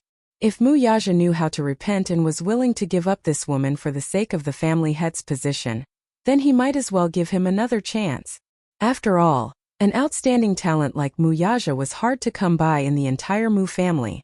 Forcing him to give up his position was bound to take some risks. Now that he was old, he could no longer afford to waste such energy or take such a huge risk. Hence, he found Yun Shishir for one last negotiation, which could be considered a showdown between the two parties. At this thought, Mu Linfeng took a sip of tea and went straight to the point without exchanging pleasantries. I hope that you can leave Yaja. Yun Shishir wasn't surprised by his straightforwardness. On the way here, she had already thought of countless possibilities, including this one. Yun Shishir narrowed her eyes but didn't reply immediately. Instead, she calmly waited to see what this old man had up his sleeve. Mu Linfeng was a little surprised that she could keep her composure. After a moment of doubt in his eyes, he spoke again.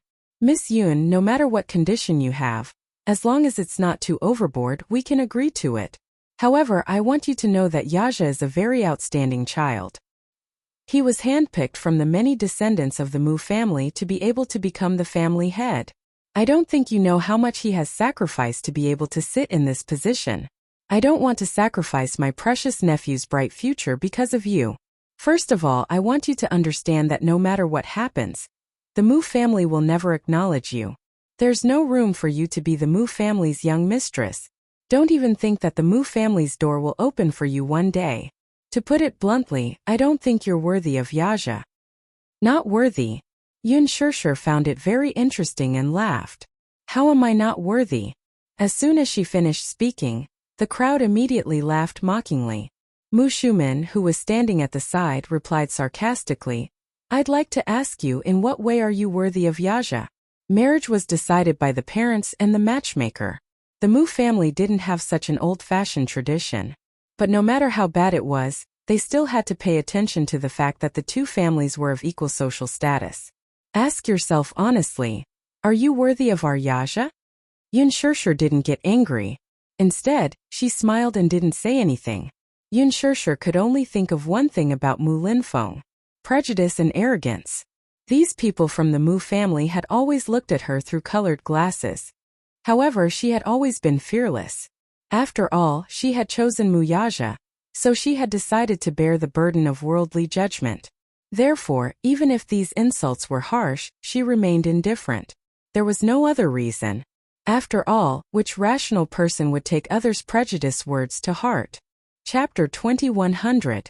Mu Linfeng pondered for a moment before he said slowly, We've already investigated your background.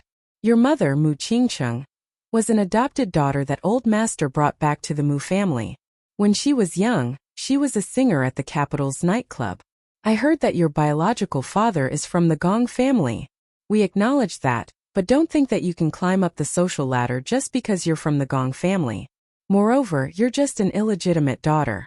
You've never been recognized by the Gong family, let alone be compatible with the Mu family. It's fine if you're not from the same family. The problem is that your background is dirty. If word gets out, you'll only become a laughingstock. The Mu family can't afford to lose face like this. A century-old family's reputation will be ruined because of someone like you. Yun Shishir sneered.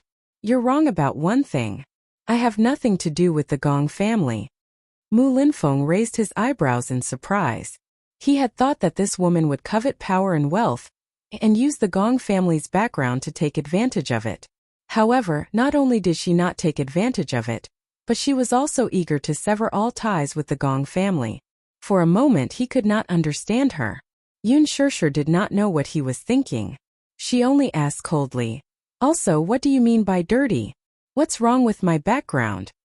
You gave birth at the age of 18. Mu Shumen snorted and continued. You're a girl who doesn't know how to keep yourself clean. You became a surrogate mother at the age of 18 for money. You got pregnant before marriage and gave birth to 2 children. Even if you did it because of the Mu family, what will people say if word gets out? The daughter-in-law of the Mu family was born a commoner and got pregnant before marriage. People will only look down on her. Moreover, the reason why you chose to be a surrogate was because of the generous remuneration. Think about it. If your employer wasn't the Mu family but someone else, you would have done it without hesitation. It's just a coincidence, but that's not an excuse for you. This was what Mu Shumen had been brooding over. What if the Mu family hadn't asked for a surrogate? If it was the Gu family or any other family, as long as they were willing to pay, she would agree without hesitation. The Mu family will never welcome a woman who only cares about money. However, there was another reason that she was most wary of. Mu Shumen continued. Moreover, I suspect that your so-called surrogacy is just a ploy. In order to climb up the social ladder, you're playing hard to get. First, you're using the surrogacy method to hide the Mu family's flesh and blood. When the child grows up, she's delusional to think that she can marry into a rich family because of her son. This is something that the Mu family will never admit. The Mu family will acknowledge those 2 children, but it's impossible for you to step into our family. Mu Linfeng had already laid his cards on the table. The child could be recognized. In other words, as long as Yu was willing, she could enter the Mu family anytime and anywhere, change her name, and become a real member of the Mu family. She, on the other hand, would never be able to cross this threshold in her lifetime. Mu Linfeng had always been prejudiced against her. He thought that the reason why she was with Mu Yaja was because she coveted his background as the head of the Mu family. Chapter 2101. This was a position that many women would fight for, but it was difficult for them to achieve. She had only relied on her 2 children. As a mother, her status was elevated because of her children. Yet, she had easily obtained this glorious title. How could these people be balanced? Yun Shishir clenched her fists tightly. She was enduring it. She wanted to know what kind of prejudice the Mu family had against her. She wanted to know what kind of colored glasses these people were using to observe her, figure her out and criticize her silently. Seeing that she was not speaking, Mu Shumen thought that she was feeling guilty. He added fuel to the fire. Let's not talk about other things. Just your current status, an actress? Haha. How many good people can there be in the entertainment industry today? Now, to put it nicely, you can say that you're an idol, a celebrity, or a queen. In ancient times, you'd be a lowly actress with no status at all. An actress wanting to enter a rich family is simply wishful thinking. When Mu Yanqing heard this, he frowned and couldn't help but ask, Auntie? She's an actress? Yes. Didn't she star in a movie not long ago? The box office was very high. Mu Yanqing shook his head and said sarcastically, she can't be an actress. The Mu family doesn't welcome actresses. How can any woman in the entertainment industry be clean? I heard that. The female celebrities in the entertainment industry, no matter how untainted and pure they looked on the surface, were actually unrestrained in private. No matter what status they have, as long as they offer a high enough price, they can sleep with them for a night. That's why they say that women in the entertainment industry are dirty. How clean can they be when they're in such a big vat of corruption? Exactly. Only those nouveau riches would marry a woman in the entertainment industry. Who knows how many tricks these women have gone through. Those nouveau riches think that marrying a famous celebrity can increase their family's reputation. They're not afraid of being laughed at if word gets out. Who knows, these nouveau riches might have become brothers-in-law after marrying a celebrity. This is also the reason why these people will never be able to integrate into the upper-class society. In fact, the real rich don't care about actresses at all. It was only more than 10 years ago that such a trend took place. Nowadays, we still have to pay attention to matching families. Women have to be virtuous, and knowledgeable. The Mu family doesn't need to talk about being well-matched in terms of social status. After all, strictly speaking, there aren't any families in the capital who can match up to the Mu family in terms of social status. I still hope that Yaja can find someone with a good family background. She doesn't need to be rich. Even if she's from a scholarly family, marrying a lady from a prestigious family would be a good choice. Exactly. Yaja is such an outstanding child. How can he be ruined by such an ill-intentioned lady? There was a burst of whispering. Yun Shirshir sat expressionlessly in her seat as she listened to those harsh words. Those disdainful looks were like sharp knives landing on her body, piercing her skin. Vicious words hurt the cold of June. These words were not false at all. Yun Shirshir narrowed her eyes and the corners of her lips curled up slightly. She moved slightly and sat up a little straighter. The moment she moved, everyone's eyes immediately focused on her. Yun Shirshir scanned her surroundings and casually said, "I think you all have misunderstood something." Mu Linfeng was stunned. "What do you mean?" Chapter 2102. Mu Linfeng was taken aback, unable to make sense of her.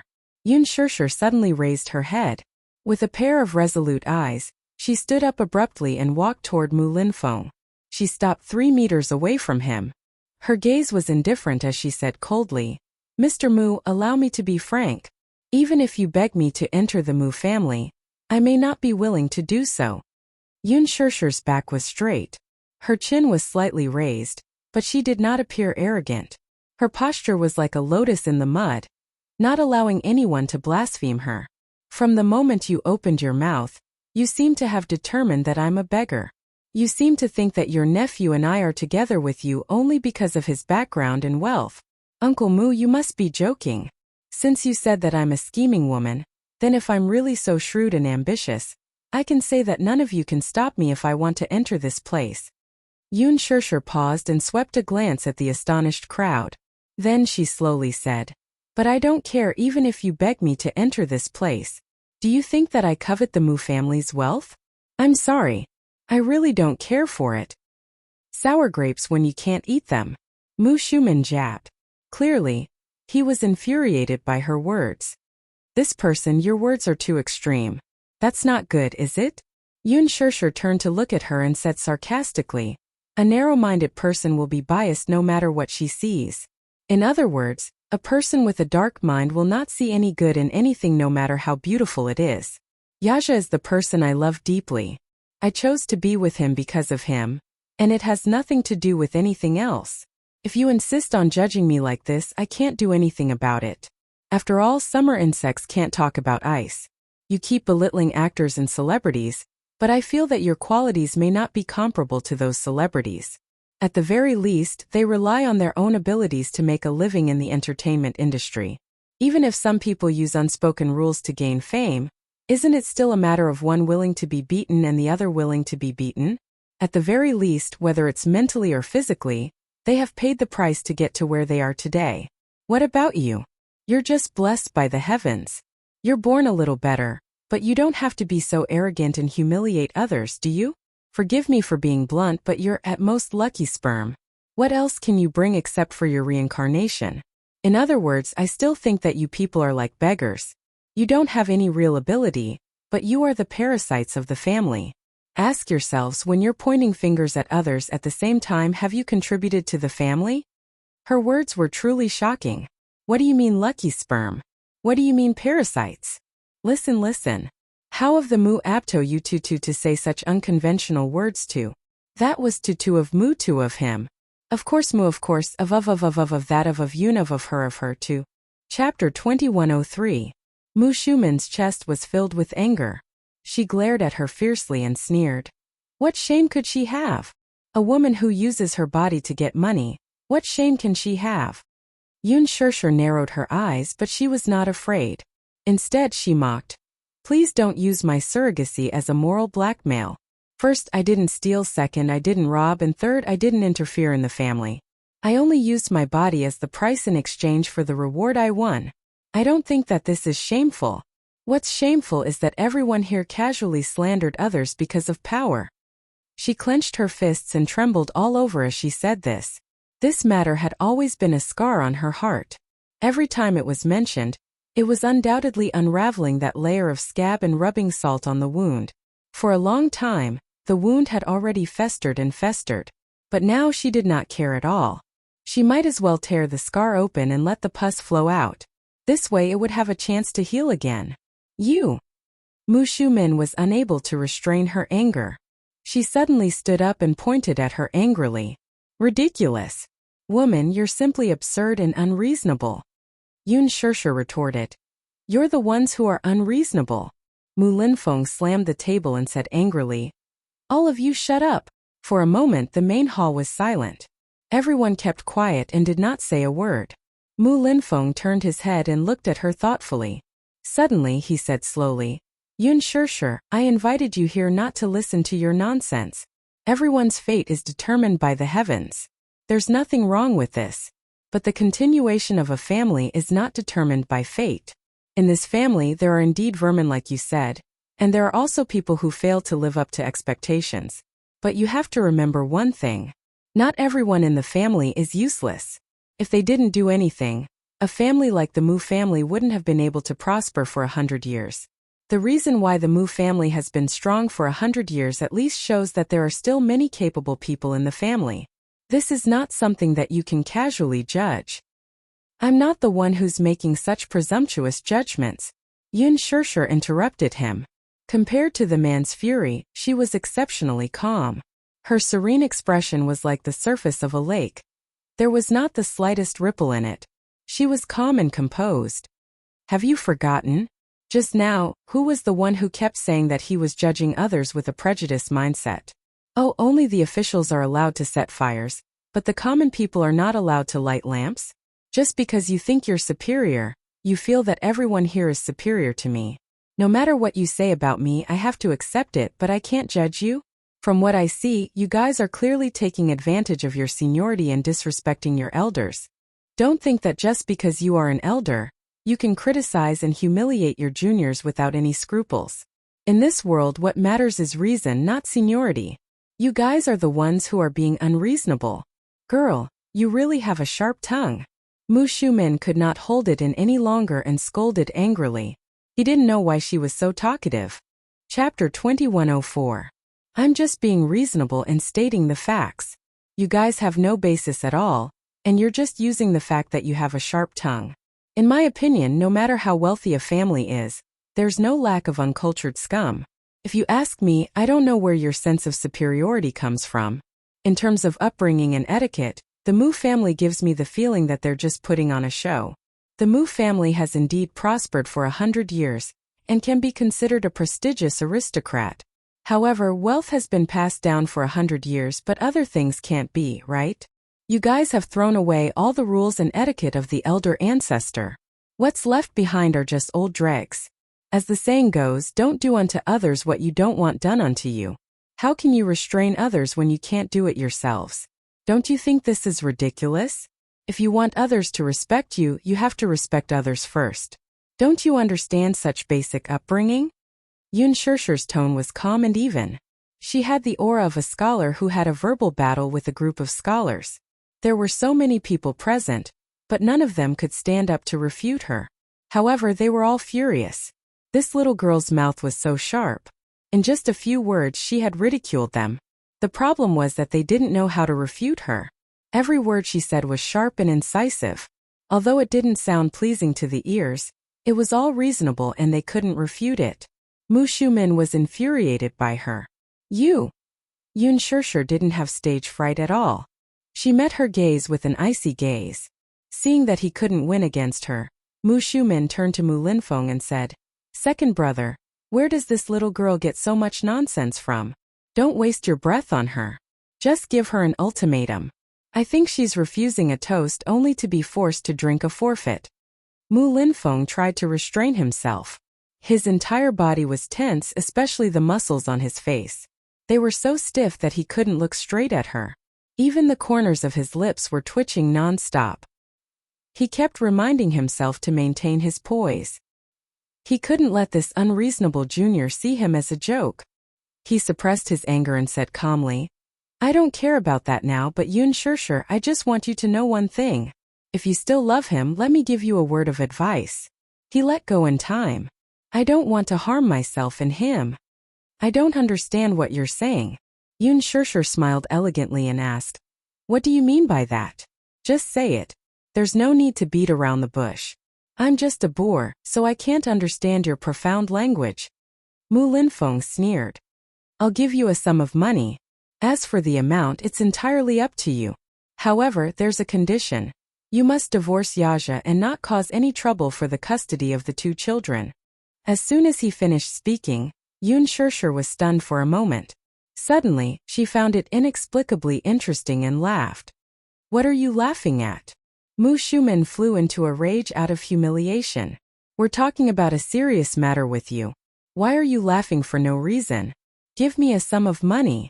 Yun Shishir deliberated over this sentence, her eyes filled with mockery. "Can I decide the amount of money myself?" Seeing that she seemed to have taken the bait, Mu Linfeng was delighted. He immediately struck while the iron was hot and encouraged, "Of course. As long as you agree to my condition, I'll give you a check. You can fill in the amount yourself." Chapter 2105. "You seem to be very generous, huh? You're giving me a sum of money so casually. It's no wonder people say that the Muse are rich and overbearing. From what I see now, it does make some sense." Yun Shishir suddenly sneered, and her tone took a sharp turn to be cold and refreshing. "But I never knew that a person's dignity can be clearly priced with money." Mu Shumin sneered coldly. Thinking that Yun Shishir was pretending to be reserved, he pretended to be kind and advised, "Actually, at this point, you don't have to be hypocritical with us anymore. Yun Shishir, don't put yourself on such a high pedestal like a white lotus.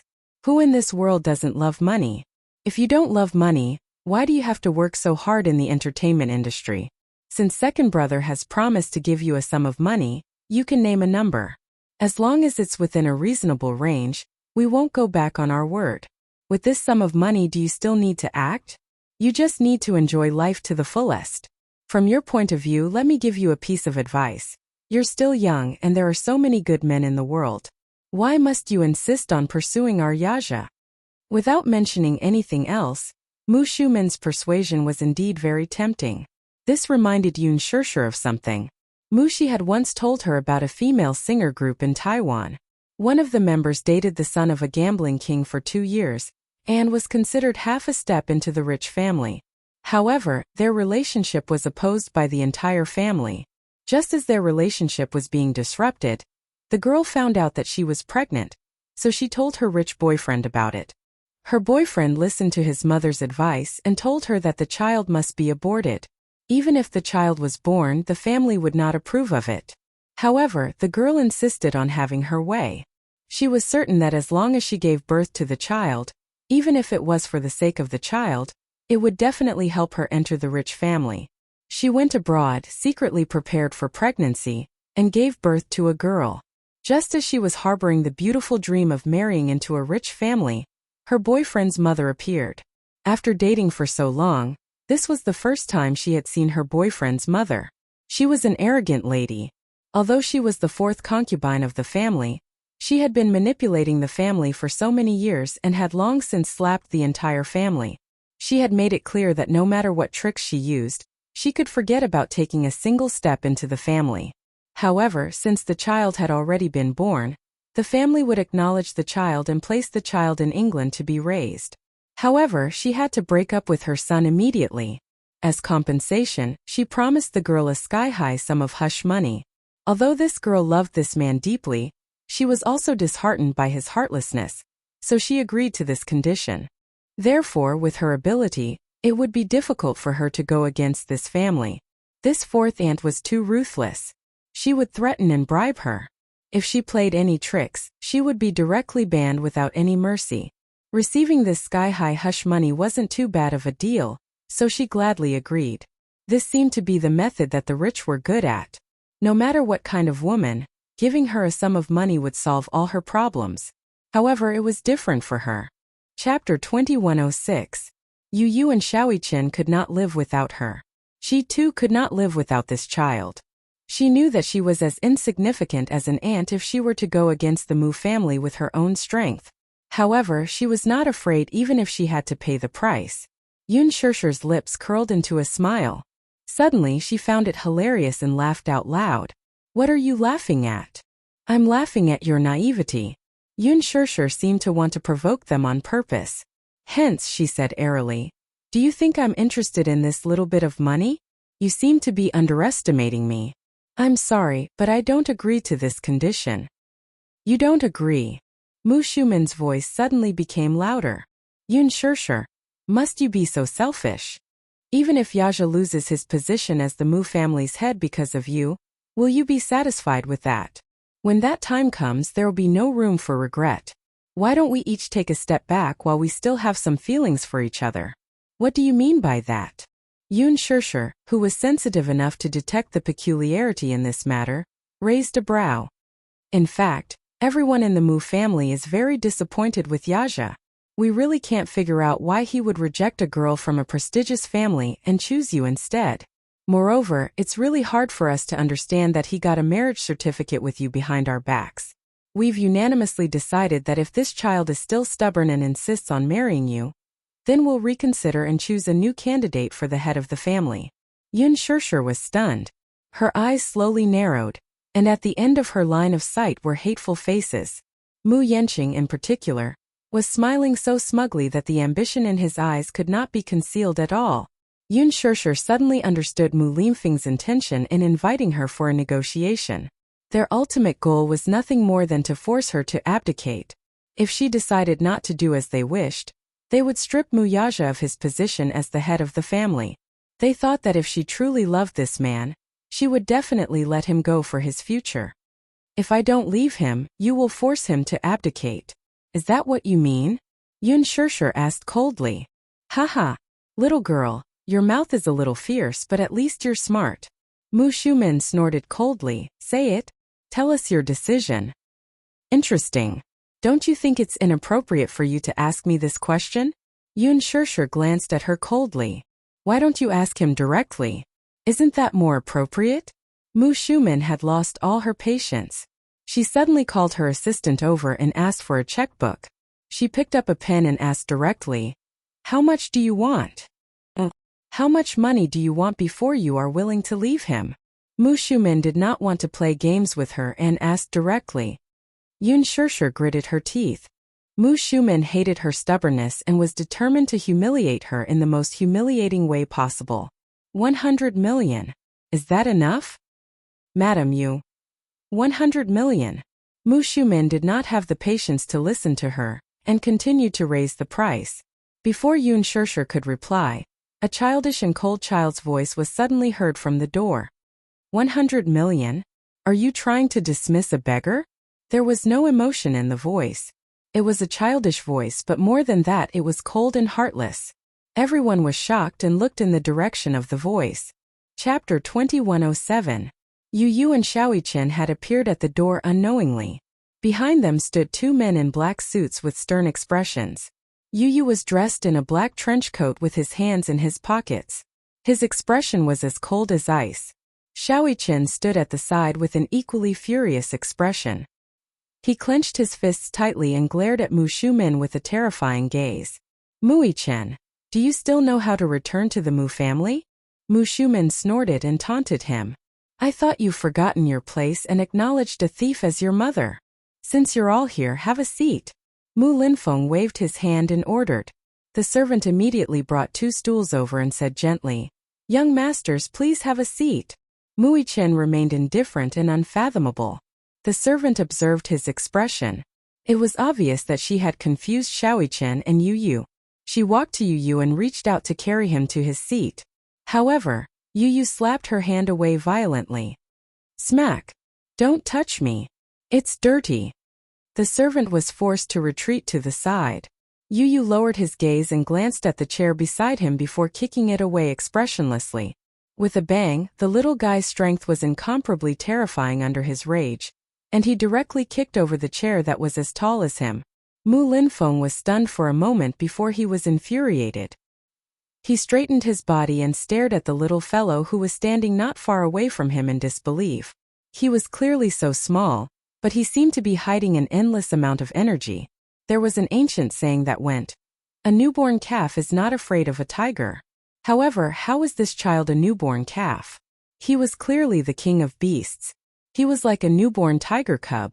Even in such a big scene, he did not show any fear at all.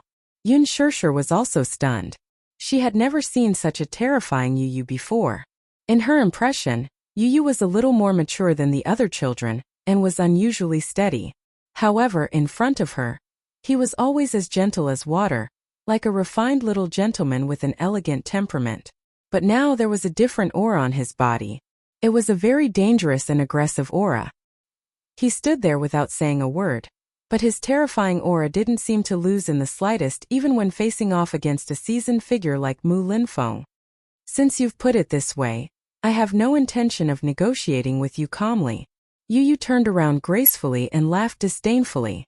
If it weren't for Daddy's painstaking efforts over the years, I would have destroyed Mu Group long ago. Yun Shirshir widened her eyes. It was hard to imagine that such arrogant words came from Yu Yu's little mouth, who only knew how to sweet-talk her. In her memory, Yu Yu's gentle smile and bright eyes looked at her as if they could speak. His little mouth opened and closed as if he could speak. "Mommy, I want a hug." However, the image gradually shattered. She snapped out of her thoughts and saw Yu Yu's cold and hostile gaze. It was so real. Chapter 2108. Yu Yu, on the other hand, smirked mockingly.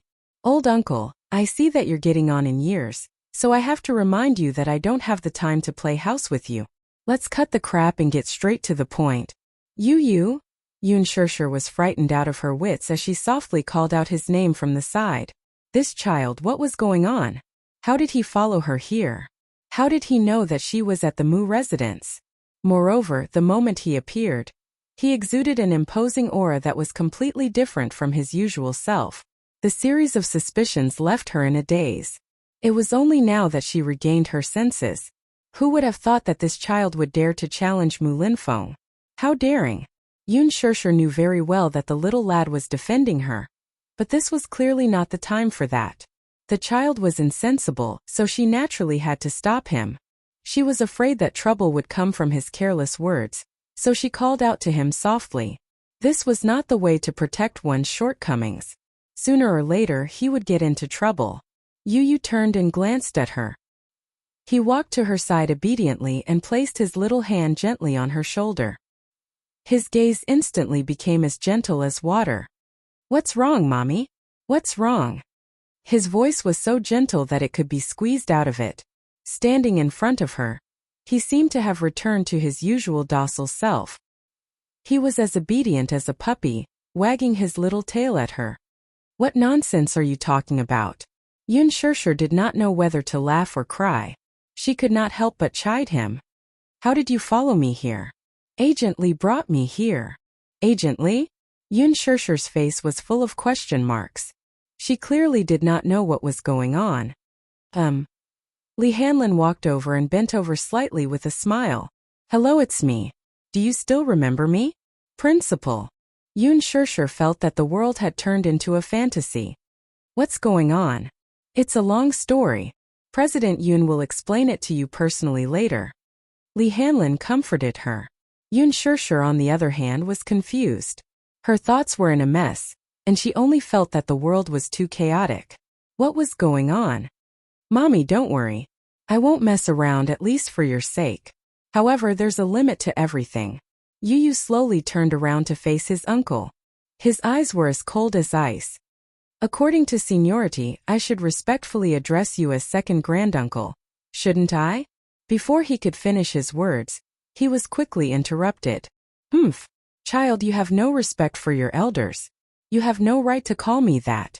Mu Linfeng was clearly infuriated, so his tone was naturally unpleasant. Mu Linfeng. Yu addressed him by name. Mu Linfeng's eyes widened in shock.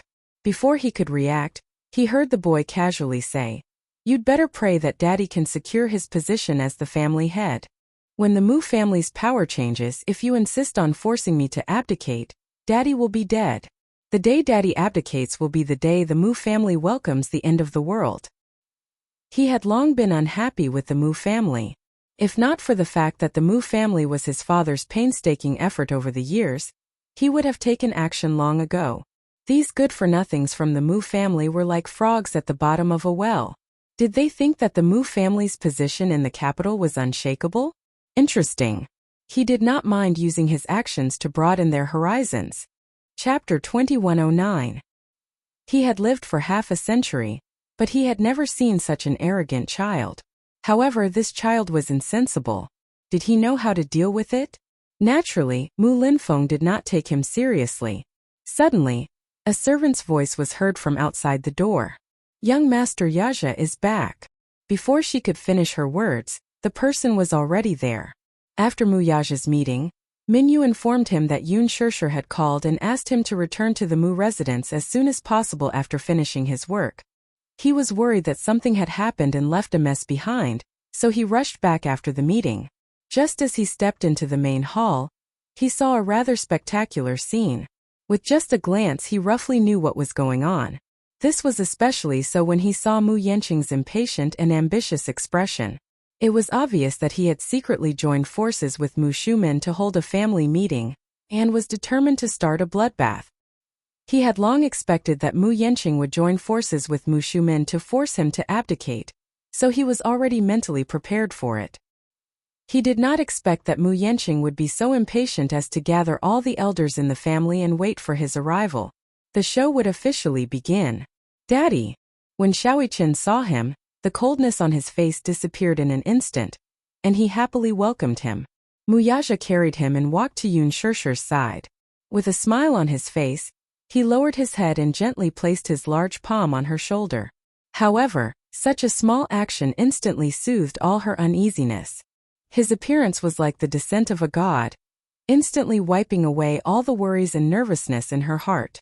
Before this, even though she looked strong and forbearing, in reality, she felt isolated and helpless. A few minutes ago, Yu had also done the same to Mu Yaja. The father and son seemed to have telepathy. Even their small actions of comforting others were the same, and they had great chemistry. Yun Shishir laughed inwardly, finding the tacit understanding between the father and son very interesting. "How long have you been here?" he asked. "Not long, not long." She whispered to him, "I'm fine. Don't worry." With the tacit understanding between them, there was no need for words. Even if it was just a look, they would immediately understand each other. Yun Shishir took Shaoichen and held him in her arms. Mu Yaja turned around and looked at the crowd with an expressionless face. The corners of his mouth curved into a cold arc. "Since everyone is here, why don't we lay everything out on the table?" Mu Shumen quietly hinted. With Mu Yaja as the center, everyone took their seats one by one, forming a large semicircle around him as if they were having a scolding session. Mu Linfeng sucked in a deep breath of cold air. For a moment, Yu's arrival had stirred up his originally calm state of mind. He opened his eyes and said casually, "Yaja, since you're here, there are some things that I should talk to you about. What do you plan to do with this woman?" He did not specifically specify, but everyone knew who this woman was referring to. Everyone looked at Yun Shishir. Mu Yaja glanced at her and turned his head away. "I thought everyone understood what I meant." Chapter 2110. Mu Yaja sneered and retorted, "Why do I need your approval for the woman I've set my mind on? What a joke." Mu Shumen was at a loss for words. Even though he was used to Mu Yaja's arrogant attitude, he was still deeply dissatisfied and frustrated. "Yaja, you're not young anymore. As a man, no matter how promiscuous you are outside, the woman you bring into the family should at least be from a reputable family, even if she doesn't come from a well-matched family. I heard that this woman is in the entertainment industry, and she's obviously a femme fatale. I heard that you've offended many people and made many enemies because of her. With your status, you're destined to stand at the top of the Mu family.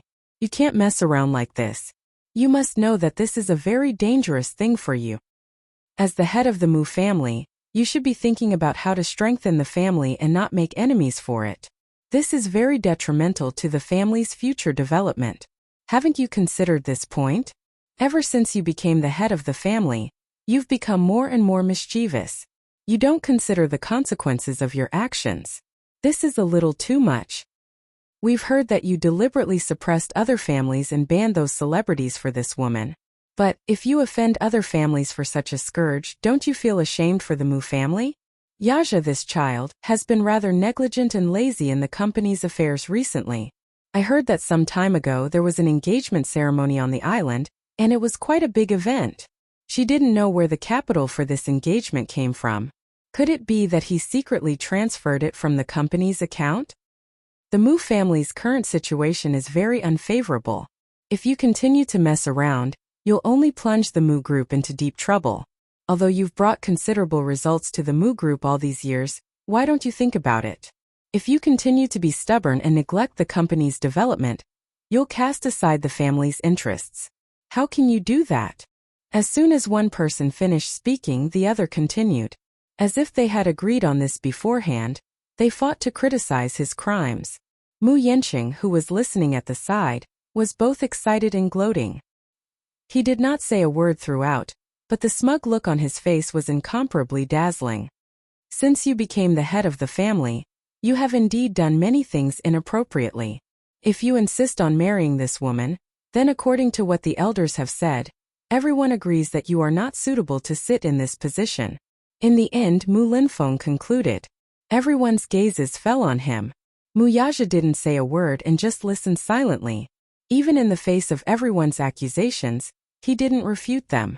It was hard for him not to find it hard to believe. After Mu Linfeng's last sentence, he smirked mockingly and retorted, "You've made such a big scene just to force me to abdicate." Everyone was dead silent, not a sound could be heard. Mu Yanqing looked around. Just as he was feeling incomparably excited, he accidentally met Mu Yaja's cold and scrutinizing gaze. He shuddered and immediately sat down obediently, intimidated by the latter's scrutinizing gaze. This man exuded an extraordinary and terrifying aura. He was full of deterrence and dignity. Chapter 21:11. One of them said slowly, "We have no intention of forcing you to give up your position. The position of the head of the household is supposed to be held by an outstanding member of the family. We chose you because we valued your talent and ability. Second brother has always thought highly of you and thought that you were outstanding enough. Everyone has always agreed that you are qualified for this position. However, the series of events that happened after that changed our view of you. We originally wanted to dispel our support for you. However, in just one night, we don't know what methods you used to obtain the position of the head of the household. Old master is old, so it's inevitable for him to be muddle-headed. However, we will accept this muddle-headed debt for the time being. It's just that you have really disappointed everyone in the family for so long. After considering all of the above, if you continue to be stubborn, don't blame us for being heartless. You want me to give up my position? Haha, what a stubborn word." Mu Yaja stood up gracefully with both hands in his trouser pockets. His posture was tall and straight, and his noble aura was dazzling. His gaze swept around lightly and he asked casually, "Then who is the candidate to replace me?"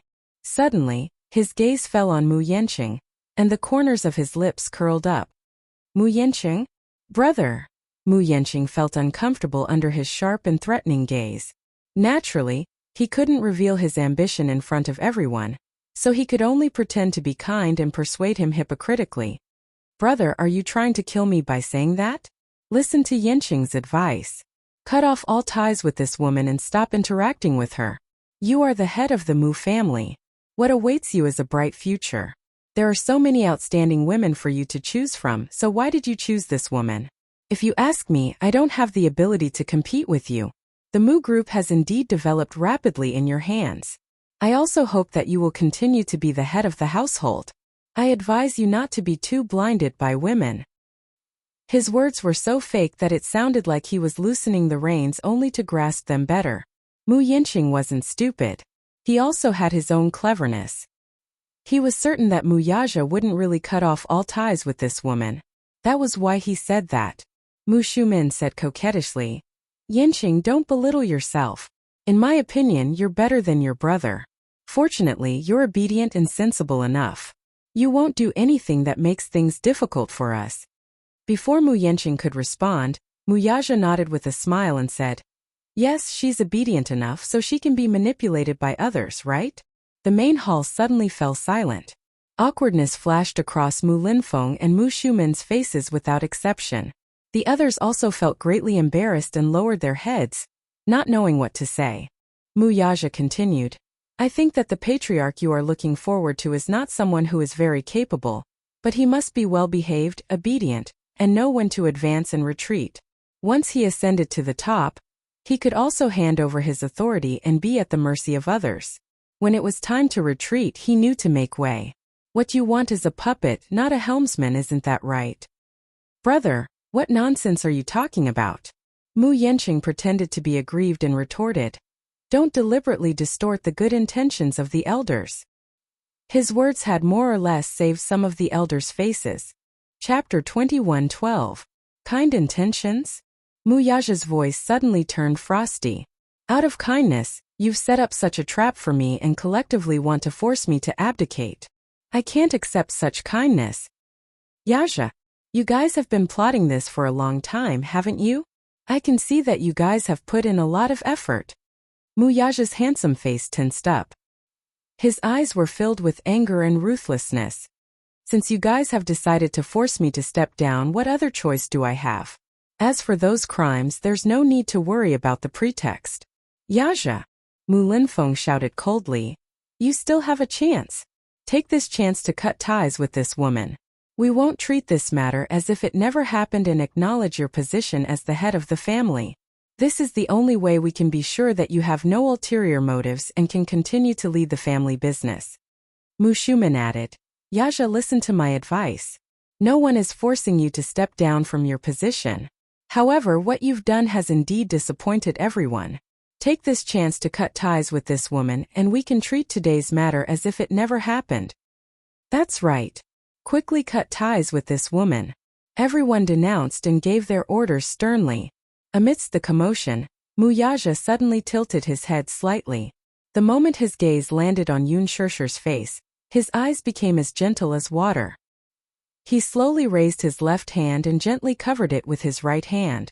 His fingertips gently caressed the diamond ring on his ring finger. It was the ring Yu had given him during their engagement ceremony. He caressed it over and over again with a gentle gaze as if he was caressing a one-of-a-kind treasure. The reverse side of the ring was embedded with a 20-point diamond. It symbolized that love was in the heart. Yu and Shaoichen looked at his actions and felt inexplicably uneasy. Yu especially felt a little lost in the current situation. He did not know what his daddy would do. He vaguely recalled his daddy saying that he could give up the Mu group for his mommy's sake. Although his words sounded carefree, could he really do it? No man would be able to ignore the temptation of power and women and know how to choose between them. Was daddy really willing to give up the Mu empire and choose to be with mommy? To him, the Mu group was not just a symbol of power and benefits. That was the result of more than 10 years of hard work. Was he really willing to give it up? When the time came for him to make a choice, could he really make it? Yun Shirshir bit her lip and lowered her head. She clutched her clothes tightly and couldn't bear to look any longer. At this moment, she suddenly lost her confidence. He really had no confidence. Especially at a time like this, she was really afraid. The next second, he slowly took off the engagement ring and threw it at her, wanting to cut all ties with her. Mu Shumin and Mu Linfeng glared at him. At this moment, both of them were worried. Mu Linfeng hoped that Mu Yaja would continue to be in his position. He was willing to give this nephew, whom he had always thought highly of, another chance. However, Mu Shumin hoped that he could support Mu Yanqing to be in his position. Amidst the suffocating atmosphere, Mu Yaja suddenly let out a relieved smile as his hand moved past his ring finger. Chapter 21:13. He took off the ring on his thumb, which symbolized the highest authority in the Mu family. Then, he turned around and threw it at Mu Linfeng expressionlessly. Smack! The ring slipped off his body and fell to the ground. Yun Shirshir heard the strange noise and looked up in shock. She could not see clearly what ring it was on the ground, but when her gaze landed on Mu Yaja's ring finger again, the engagement ring was still there. It was just like his promise to her back then. He would be her whole world and would never leave her. He actually gave up his position as the head of the household for her. Yun Shirshir's eyes widened. For a moment her eyes were filled with sparkling tears. She was so touched that she choked on her sobs. Yu Yu's initially stiff gaze softened. She looked at Xiaoqian and gently held his hand. At that moment, the two little fellow's palms were already sweaty. The crowd was curious about Yun Shirshir and the two little fellows' reactions. Perhaps these capitalists did not know what true love was. Hence, when they saw the tenderness in the mother and children's eyes after Mu Yaja gave up his position as the head of the household for her, they were rather puzzled. They were even surprised. Mu Yaja remained standing tall. The surroundings suddenly quieted down. Everyone was intimidated by the astonishing aura emanating from his body. His handsome and tall figure stood there like a tall mountain, looking down at everyone from a high vantage point. He suddenly said in a low voice, "I've long gotten sick of this game. Forgive me for not playing with you. If any of you like it, feel free to continue." Mu Yaja turned around and opened his palm to Yun Shirshir. "Come, let's go home. Let's go home." These 4 words gave her great warmth. Yun Shirshir smiled with tears in her eyes and gave her hand to him. Their hands were tightly clasped together. The diamond ring on their ring fingers reflected each other's brilliance. It was holy and beautiful. Mu Yaja carried Yu Yu while Yun Shirshir held Xiaoqian's little hand. As he stood up, the chair made a scratching sound on the marble floor. It was as if sharp nails were scratching a blackboard. It made one's scalp tingle. He held her in his arms and strode away without any reluctance. His handsome back was cold and indifferent, and there was almost no emotion to be felt. Although he had been stripped of the title of the patriarch, he did not feel any sense of abjection. This position was given up by him. He did not even turn his head. Sodium Salt was extremely arrogant, looking down on everyone. Even if he was in the midst of scornful or humiliating gazes, it was difficult to diminish his kingly aura. Mu Linfeng glared at his back, his heart filled with complicated emotions. Not everyone present was like Mu Shumen, who could not wait for him to let go of this burden. Many of them hoped that Mu Yaja would know how to make a choice and continue to be the head of the household. However, he left just like that. He did not want the honorable position of the head of the household just like that. He was so decisive and straightforward. There was almost no hesitation. Could it be that he really did not like it? What a surprise. Back then, in order to sit in this position, this fellow had put in a lot of effort and sacrificed a lot to force those outstanding people to retreat and sit in this position. Therefore, some people felt that their hearts were empty after he left. Chapter 21:14. Mu Yanqing? Was he really going to take over the position? If this lad could be even half as good as Mu Yaja, the crowd would not have such complicated feelings. Mu Linfeng could not help but call out, "Yaja!" Mu Yaja's back paused. Yun Shirshir glanced at him, only to see him turn around expressionlessly. He sneered and said, "All these years in the Mu family I've been cautious and did my best. Now that I've fallen to this state, I've saved your last bit of face. But don't forget that without me, the Mu family's empire will eventually become a wasteland. Today I've walked out of this door. From this moment on, the survival of the Mu family no longer has anything to do with me. If the Mu family faces any difficulties in the future, don't crawl over to me with that pitiful face of yours." As soon as he finished speaking, his cold and oppressive gaze swept across everyone present. Finally, he retracted his gaze and left with Yun Shirshir in his arms without looking back. Such heartless words had undoubtedly forced Mu Linfeng's last attempt to persuade him to stay back into his stomach. Resolute and domineering, this was him. Mu Linfeng seemed to have lost all his strength as he slumped on the chair. No one knew whether he was feeling happy or worried at this moment. Mu Yaja had left. At this moment, the Mu family's empire could be considered to have collapsed. He had gathered so many people and set up a hongmen banquet, But it was never for such an outcome. At most he wanted to threaten him. At least, even if Yun Shirshir had to be a concubine, he would be happy to see it happen. But it was definitely not for such an outcome. Mu Shumin could not feel happy anymore. Mu Yaja's ruthless words before he left were a huge blow to her. She actually started to worry. With his ruthless methods, he would definitely not give up after leaving the Mu family. He would definitely use some tricks to trip up the Mu family. This was not the outcome she wanted to see. She had originally thought that forcing him to abdicate would be an extremely difficult task. A man with a strong desire for control like him would hold on tightly to power and not let go. However, they did not expect that a man who would do anything in the business world, who would do anything and everything, would rise to the top despite all the criticism and doubts. He used absolutely ruthless methods and almost swept away thousands of soldiers. He changed all the people in Mu Group. His ambition, his methods and his boldness still made people feel a lingering fear in their hearts even until now. Such a man for a woman actually let go just like that. Isn't this too unbelievable? Until now, everyone felt as if they were in a dream, and it was difficult for them to regain their senses. It was hard to imagine that the current Mu Group had already lost its leader.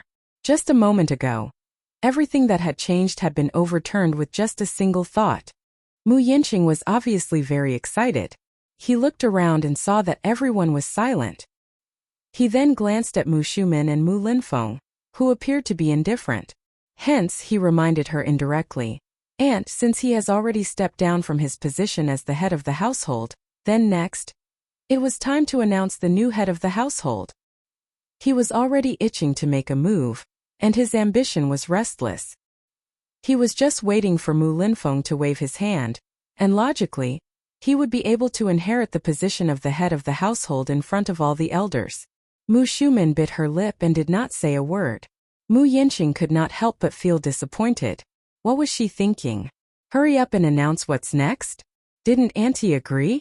Chapter 21:15. What was he thinking? Hurry up and announce the next step. Didn't they agree that once Mu Yaja abdicated, it would be his turn to take over? Mu Yinqing looked impatient. Seeing that Mu Shumin did not say anything, he turned to look at Mu Linfeng. Second uncle, what should we do next? Someone at the side reacted and immediately suggested. That's right. Since Mu Yaja has abdicated, we should support a new candidate for the position of the family head. Following this person's suggestion, the others seemed to have recovered their spirits and continued. Second brother, you have the most seniority. Before this, you should have found a new candidate for the family head. That's right. I think second brother has a candidate in mind. Look, isn't Yinqing the best candidate? I heard that second brother intends to support Yinqing to take over. This is a good choice. Mu Yinqing listened to the flattery and puffed out his chest with a smug look on his face. He was full of ambition and was just waiting for Mu Linfeng to give the order so that he could take over the family head in a grand manner.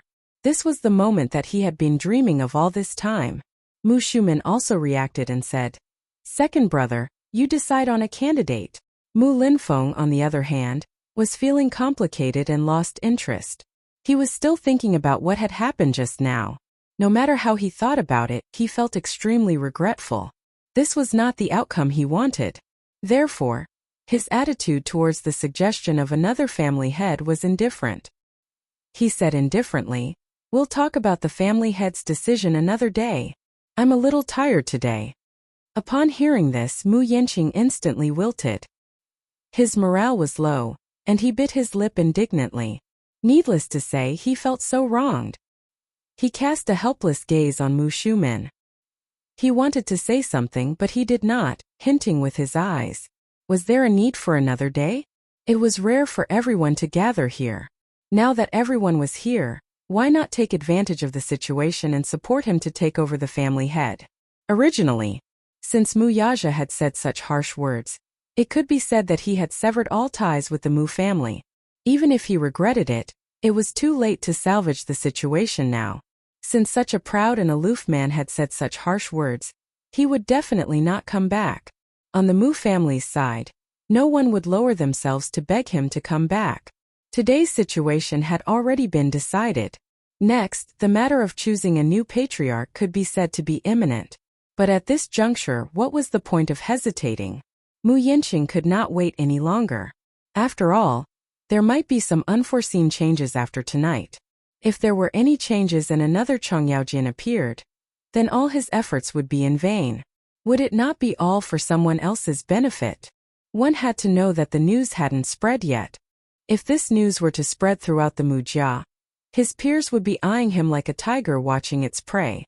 How could Mu Yanqing restrain himself? He might as well take advantage of this situation and go with the flow. Before this, Mu Yanqing couldn't wait any longer. Taking advantage of Mu Yaja's meeting, he sneaked into the CEO's office. Sitting on the chair that symbolized the highest position, his heart was burning hot.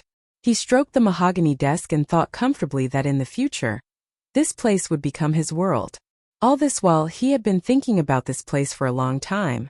Once he sat on it, it was like sitting on a dragon's throne. He hoped that he would be able to fulfill his wish one day. Chapter 21:16. Give me some time to think about this matter carefully. We can't be rash about the succession of the family head. There's no rush. With that, Mu Linfeng slowly stood up and left with a worried expression, leaning on his cane. That day, when Mu Shumin came to him and mentioned this matter, Mu Linfeng actually disapproved of Mu Yanqing. Although Mu Shumin agreed and supported Mu Yanqing, in Mu Linfeng's eyes, it was just a woman's view. He did not think that Mu Yanqing was qualified to succeed the family head. He did not have the ability or the responsibility to take on the position. The reason why he gathered everyone and called Mu Yanqing over today was to use him to provoke Mu Yaja.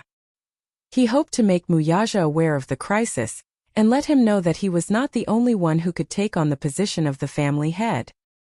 He was originally sure that this kid, despite his fierce mouth, would be able to distinguish the pros and cons clearly and would not make a mistake. However, later on, Mu Linfeng realized that Yun Shishir occupied such an important position in his heart. He was wrong, ridiculously wrong. In just one night, his chances of winning were gone. Without Mu Yaja, half of the Mu group had indeed collapsed. This time it was his turn to feel uncomfortable. This brat was quite carefree, wasn't he? He was sure that without him the Mu group would be in chaos. Others did not understand, but Mu Linfeng knew very well that the Mu group was going to experience a bloodbath in the coming days. Sigh.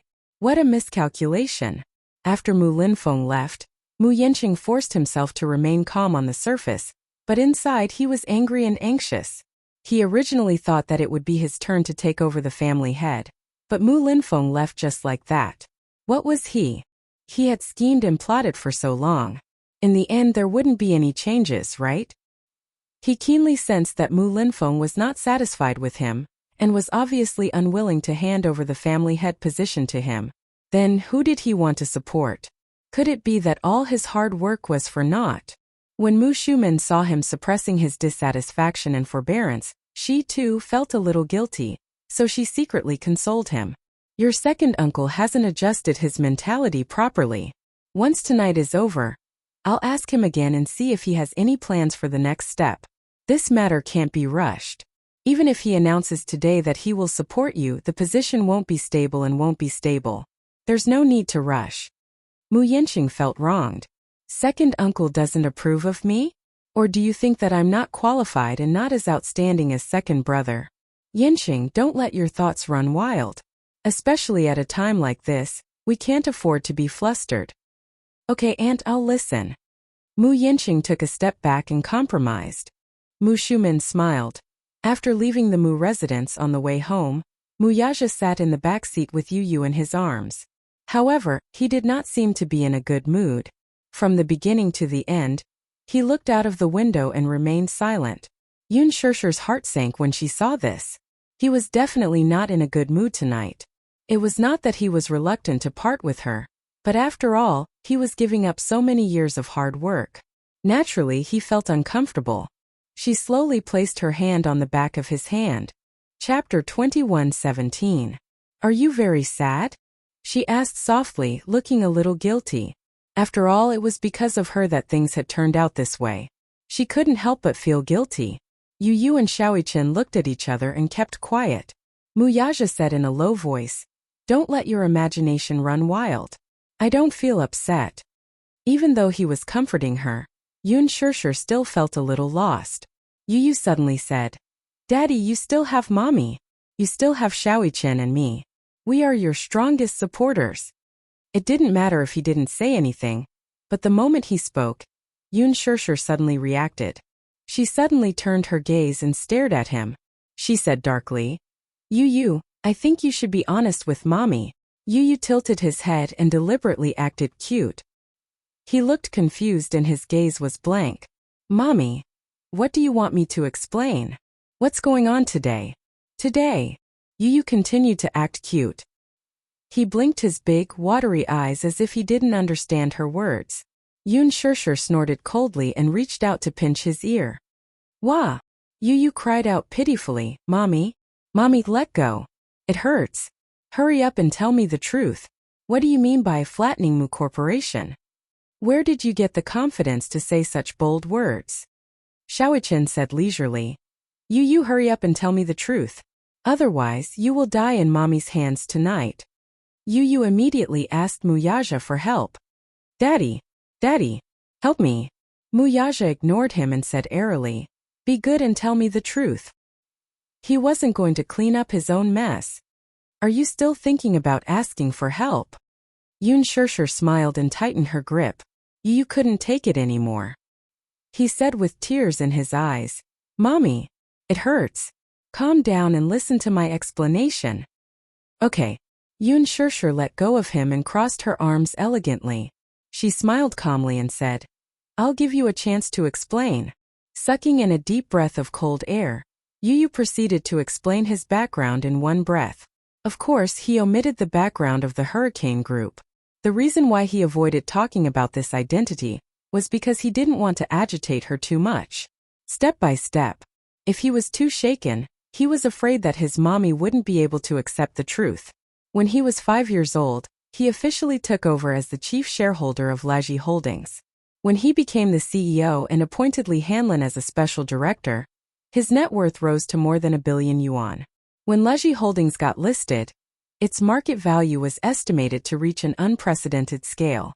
After saying all this, Yu sighed. Although Laji Holdings may not be able to compete with the Mu Corporation, we won't let them do whatever they want to us.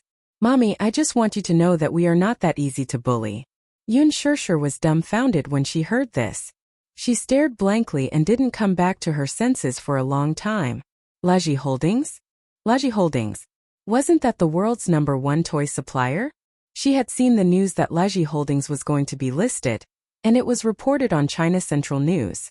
She had always been passionate about Laji Holdings products. She bought most of the gifts for Yu and Xiaoqian from Laji's flagship store. Chapter 21:18. What, 5 years old? 5 years old. Now, he was the legal representative of Laji and owned a considerable amount of shares. Was she dreaming? When Yu saw that Yun Shirshir was in a daze, he waved his hand curiously in front of her eyes. Mommy, what's wrong? Muyaja glanced at her from the corner of his eyes. He couldn't help but chuckle as he scratched her nose affectionately. Only then did she regain her senses. Still, she glanced at him in disbelief and muttered, I can't believe it. Yu patted her shoulder comfortingly and said meaningfully, Mommy, you have to believe that anything is possible. I can't believe that you're my biological son. Yun Shirshir muttered the second half of her sentence. Yu was dumbfounded. Yun Shirshir held Yu's little face in her hands and looked at him from left to right.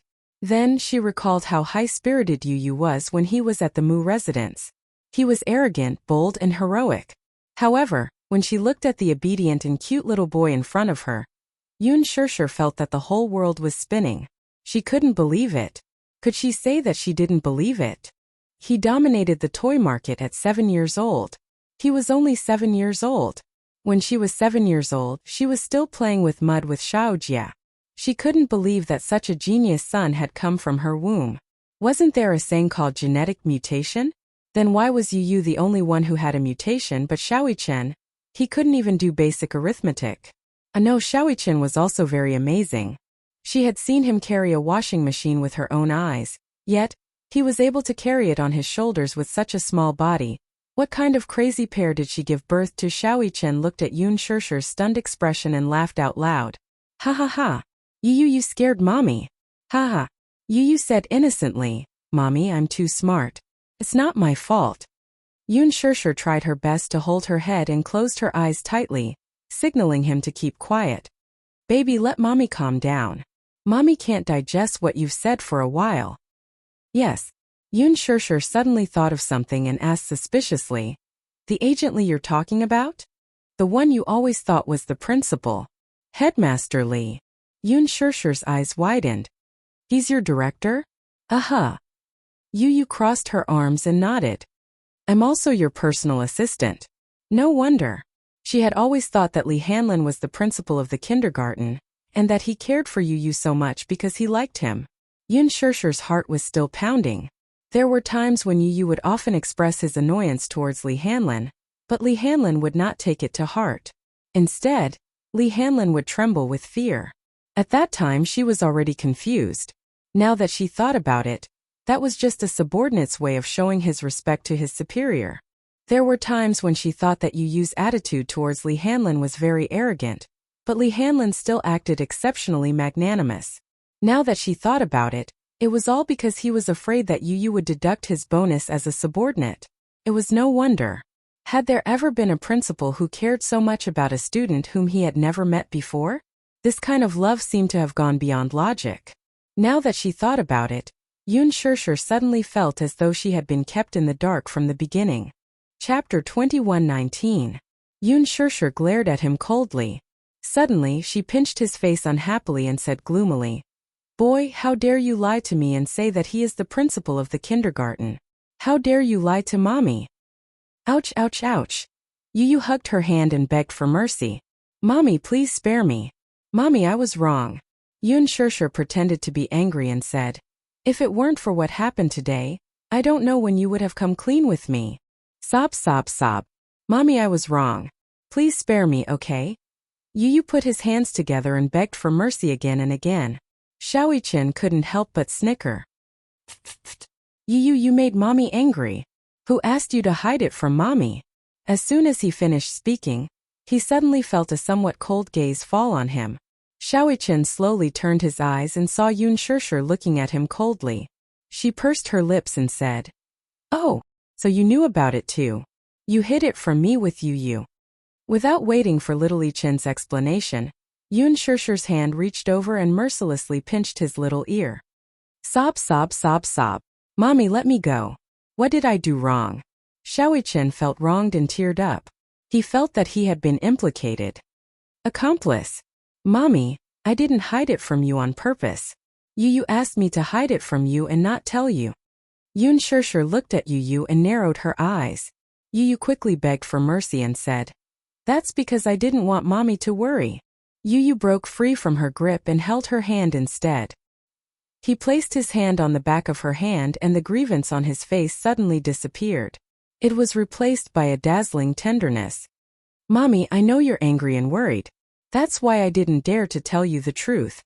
No matter what my identity is, I'm still that sensible and obedient Yu by my mommy's side. That will never change. Mommy, I'm working hard to become stronger by hook or by crook at all costs. I just want to protect you better, and not let you be bullied by anyone. I've had enough of being weak, helpless, isolated, and bullied. Although some of the memories happened when I was very young, they were still deeply etched in my mind. I don't want such a nightmare to accompany you for the rest of your life. His words were incomparably sincere. Yu looked at her gently. Suddenly, she reached out her little hand and grabbed Muyaja's hand. She replaced herself and gently placed her hand on the back of Yun Shishir's hand. Then he turned his head and exchanged a smile with Xiao Chen. The two little fellows gently placed their little hands on her. In the future, let's never be separated again, okay? Before Yu could finish speaking, Yun Shishir's face was already covered in tears. She tried her best not to show her weak side in front of the little munchkin. She widened her eyes and tried in vain to force back her tears. But she couldn't help it. These simple words were so touching. She couldn't hold back her tears any longer. Initially, when this little fellow fearfully confessed his identity to her, Yun Shishir didn't know whether to laugh or cry. She was obviously very angry, but she also felt a little heartache and helplessness. At the same time, she also felt a great sense of loss and defeat. So Xiao Bao, who she had always doted on, was already such a formidable person. He was clearly still such a young child, but he was already able to hold up half the sky. And she, as his guardian, still relied on his protection at this crucial moment. Chapter 21:20. Yun Shishir did not feel good about it. Perhaps no mother would feel happy about this. Right now her heart was filled with guilt, loneliness and bitterness. With tears in her eyes, Yun Shishir hugged the two little munchkins and closed her eyes. From an angle where the two little munchkins could not see, she let her tears flow freely. She probably could not be considered a good mother. Mu Yaja's heart was also touched. There had never been a time when his heart was as hot as tonight. There had never been a time when he felt that the hearts of the four of them were so close. At this moment he suddenly felt that he was like a tall mountain, towering and indestructible. Although he had stepped down as the head of the family, he did not regret it at all. He was no longer the person he used to be. Now, although he had lost the Mu group, he felt that he was strong and indestructible. He gently hugged the three of them and narrowed his eyes. Inadvertently, his gentle gaze was like the purest lake water, tender and moving. Tonight was destined to be a sleepless night. The Mu family's house was brightly lit. After Mu Linfeng left the banquet, Mu Shumin and Mu Yanqing left as well. However, the others did not leave. They sat down calmly and discussed the matter of the head of the family. Ever since Mu Yaja casually stepped down from his position, these elders and shareholders, who were initially gloating over the company's misfortune, became worried. Never would they have expected Mu Yaja to abdicate his responsibilities without looking back, all for the sake of a woman. This time they were worried sick.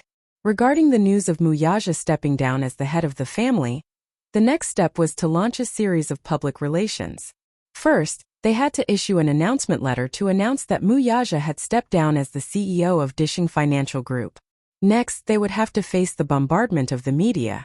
The public relations department would probably have to quickly set up an alert and do a good job of public relations. Then, when the news was released, they would have to think of ways to calm the unrest and uneasiness caused by the change of power in the headquarters. After all, any change in power in a company would usually be announced in advance to give a precaution. For example, before Mu Yaja became the CEO, Mu Yaja's CEO, the headquarters of Mu Group issued an announcement 1 month in advance. Moreover, within this 1 month, all the handover work was carried out in an orderly manner. 1 month later, Mu Yaja took office. Even so, the Mu Group was still in an uproar. Firstly, Mu Yaja was only about 20 years old at that time. He was young and full of vigor. At that age, many men had yet to graduate from university, but he had already obtained a degree in finance. Moreover, with his overwhelming strength, he stood his ground against all opposition and ascended to the position of president. There were many people who were not convinced by him. Not to mention the veterans of Dishing shareholders meeting, even the ordinary employees at the headquarters shook their heads at the mention of this new president. Before Mu Yaja took over, Mu Shang was the chairman and honorary CEO, while the deputy general manager was an external executive. However, all the power was still in his hands. With such a young face changing overnight, many people's hearts were pounding.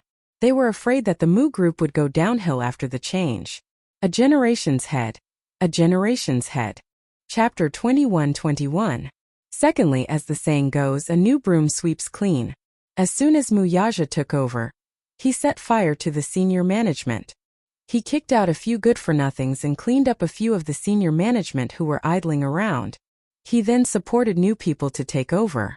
That move caused panic among many people. During that period of time, the stock price of Mu Group was fluctuating. It fell again and again until it plunged by 4%. Don't underestimate that 4%. If it were any other company, they would have been on the verge of bankruptcy. Only a deep-rooted financial group like the Mu Group could barely stabilize the situation. However, just when everyone was worried about the future of Mu Group, Mu Yaja was invincible. Not only did he get rid of the hidden tumors in Mu Group, but he also issued new policies one after another. He carried out reforms swiftly and decisively. He bought up many potential bad assets. Under his operation, Mu Group quickly recovered and climbed to the top with an amazing momentum. How could people not be impressed by such a strategy? Everything felt like a dream. He was a peerless genius. Mu Yaja's business talent was definitely unique.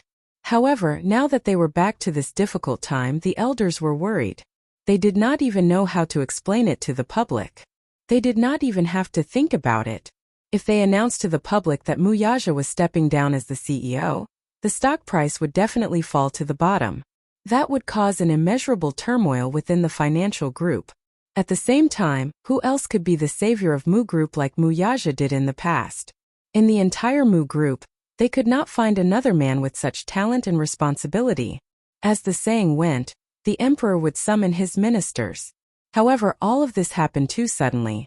What they were more worried about was the fact that Mu Yaja had spouted such harsh words today. Given his means, there was no telling what kind of crazy things he would do after leaving the Mu family. He had been in Mu Group for so long. He knew every move of Mu Group like the back of his hand. In other words, it was not impossible for them to empty out Mu Group without anyone knowing. No one knew the operations of the consortium better than Mu Yaja. Moreover, Mu Yaja had nurtured a group of thousands of people in the Mu Group. Most of them were the cream of the crop from famous universities such as the United States and the United Kingdom. Once Mu Yaja left, this group of people would definitely leave with him. This was undoubtedly the loss of the Mu Group's left and right arms. They were loyal to him. Mu Yaja was right. Without him, the Mu family would truly be in ruins. They would have nothing left. They didn't even dare to imagine what kind of dark day the stock market would experience if Mu Group made an announcement the next day. It wasn't hard to imagine that hundreds of billions of dollars would evaporate. This is too sudden. What do you all think? What opinion can I have? I thought tonight was just a simple family meeting. I didn't expect it to turn out like this. What bad luck. Chapter 21-22. Yaja, that rascal. So many people are scrambling for the position of the family head, and he just threw it away like that. How carefree and unrestrained. Could it be that he really prefers the beauty over the power? Wealth, power, and wealth, he gave them up just like that. Doesn't he have any reluctance? Everyone sighed and shook their heads. One of them said helplessly, "There's no point in saying more now that things have come to this. We'll hold a shareholders meeting at 7 a.m. tomorrow to discuss the next steps. Shifeng will follow up on everything." Understood, fifth uncle. The public relations department must be on high alert. We'll hire a senior public relations consultant to be in charge of all media matters. Yes, I'll make the arrangements right away. Also, the media and legal departments must be on high alert. We'll strictly curb the rumors online. If necessary, we'll use legal means. Yes, sir.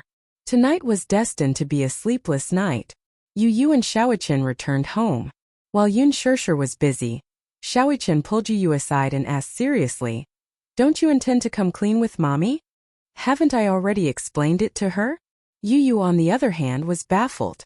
Shaoqian sighed. "What about the Hurricane Group? About you and the Hurricane Group, the toys you designed for the Davai project, and your involvement in the military and maritime matters, don't you intend to come clean with mommy?" Yu's expression suddenly turned solemn. He shook his head and said helplessly, "I don't have the courage to do that. Are you worried that mommy will blame you?" Yu smiled weakly, looking a little tired. "No. I'm worried that she'll be disappointed in me, and think that I'm a bad kid who commits all kinds of evil." Shaoqian retorted in his heart. "Think? Isn't that the truth?" Yu was stunned. Then his eyebrows twitched uncontrollably. "Mui-chen. Is he deliberately sabotaging me?" Shaoqian sighed as well. "I also think that it's better for you to hide this from mommy for now. After all, she might not believe you if you tell her about it, and she'll worry about you." Unlike his usual wide-eyed self, Shaoqian was surprisingly calm right now. He was thoughtful and considerate. He had considered all the things that Yu was worried about. Even Yu was taken aback by his brother's behavior. "You? Me? Are you Mui-chen?" Feeling suspicious, Yu tore at the man's face. "Tell me. Who are you? I don't believe that you're that idiot." Mui-chen grabbed his hand with a mournful look and said aggrievedly, "I'm clearly analyzing the matter with you. Don't mess around." At this moment, Mu Chen finally showed his responsibility and boldness as an older brother. Yu snickered and said, "You're finally acting like an older brother." Mu Chen blushed and cleared his throat awkwardly. "I'm your older brother." "I couldn't tell. You're usually a punching bag." Mu Chen rolled his eyes internally. "Isn't that because you're always bullying me? I'm just giving in to you a little." Yu suddenly stopped smiling and said calmly, "Don't worry. I'll explain it to her when the time is right. It's just that I haven't thought of how to explain it to her yet." Shipping, smuggling, military munitions, war. Chapter 21-23. Just imagining Mommy's expression. They all felt crazy. After receiving the news, Lu Jinyu and Jiang Shun quickly rushed to Xiangti Walk. In the living room, Yun Shishir served tea and heard Lu Jinyu's shocked voice. "Boss, are you determined to do this?" Jiang Shun also said in disbelief. "We're halfway through the plan. Now that boss has stepped down as the CEO, it may be a big challenge for the expansion of the Shengyu Corporation." "Boss, you're crazy." As soon as he finished speaking, the two of them heard footsteps. They turned their heads and saw Yun Shishir holding the brewed tea, standing there in a daze, looking very uneasy. They looked at each other and immediately felt extremely guilty. They comforted her and said, "Sister-in-law, don't think too much. We don't mean what you think. It's okay." Yun Shishir put the teacup on the table thoughtfully and was about to leave. Mu Yaja suddenly held her hand. "Huh." She turned around blankly, only to see him smiling deeply and comforting her gently. "Don't think too much, okay?" "Okay." Yun Shishir shook her head. "Don't worry. You guys continue to talk.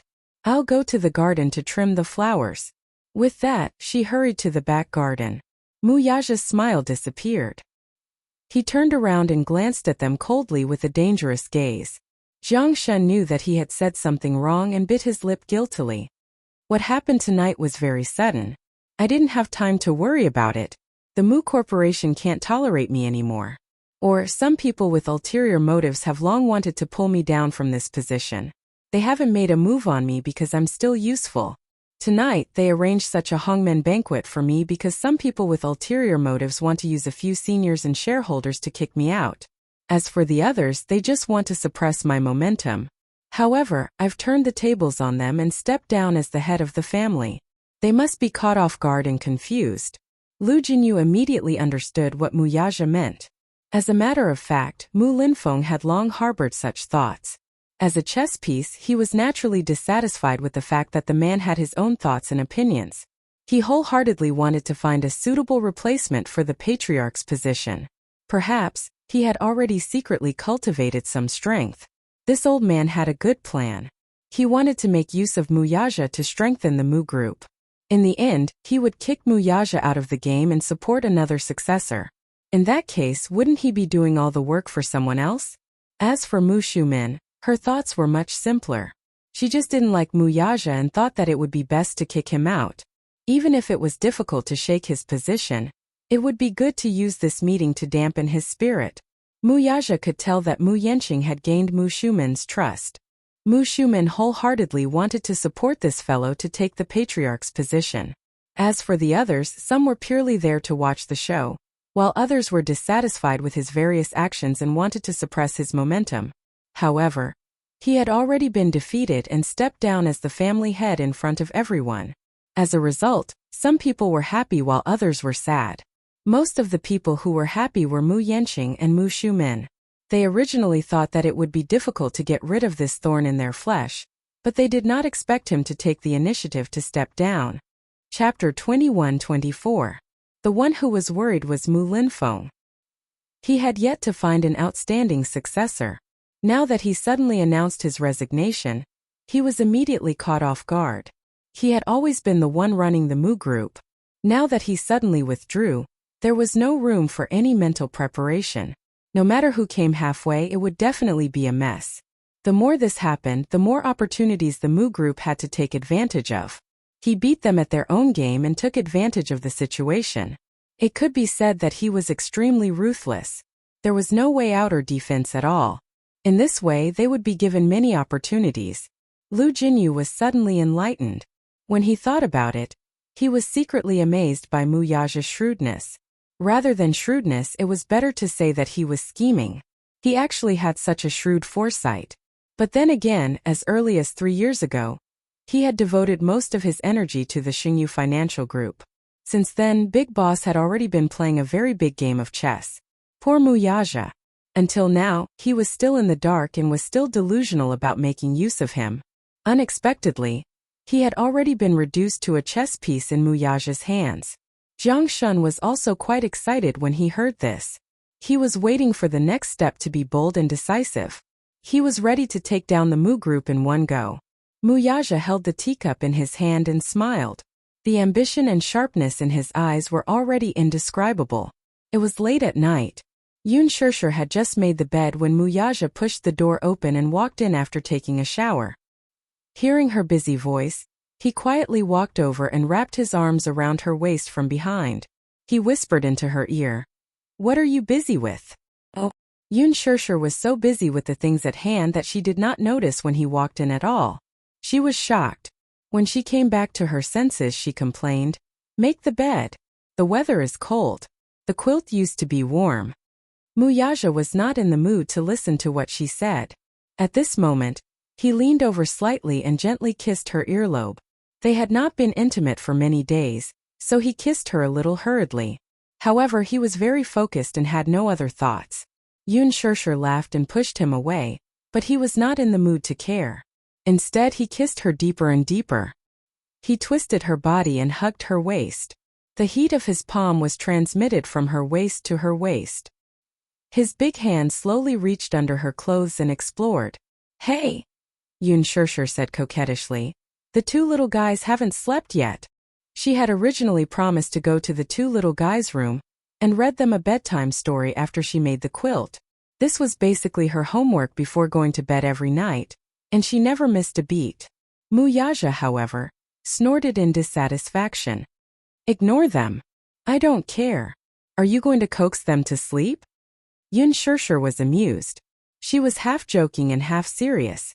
"It's fine as long as you coax me."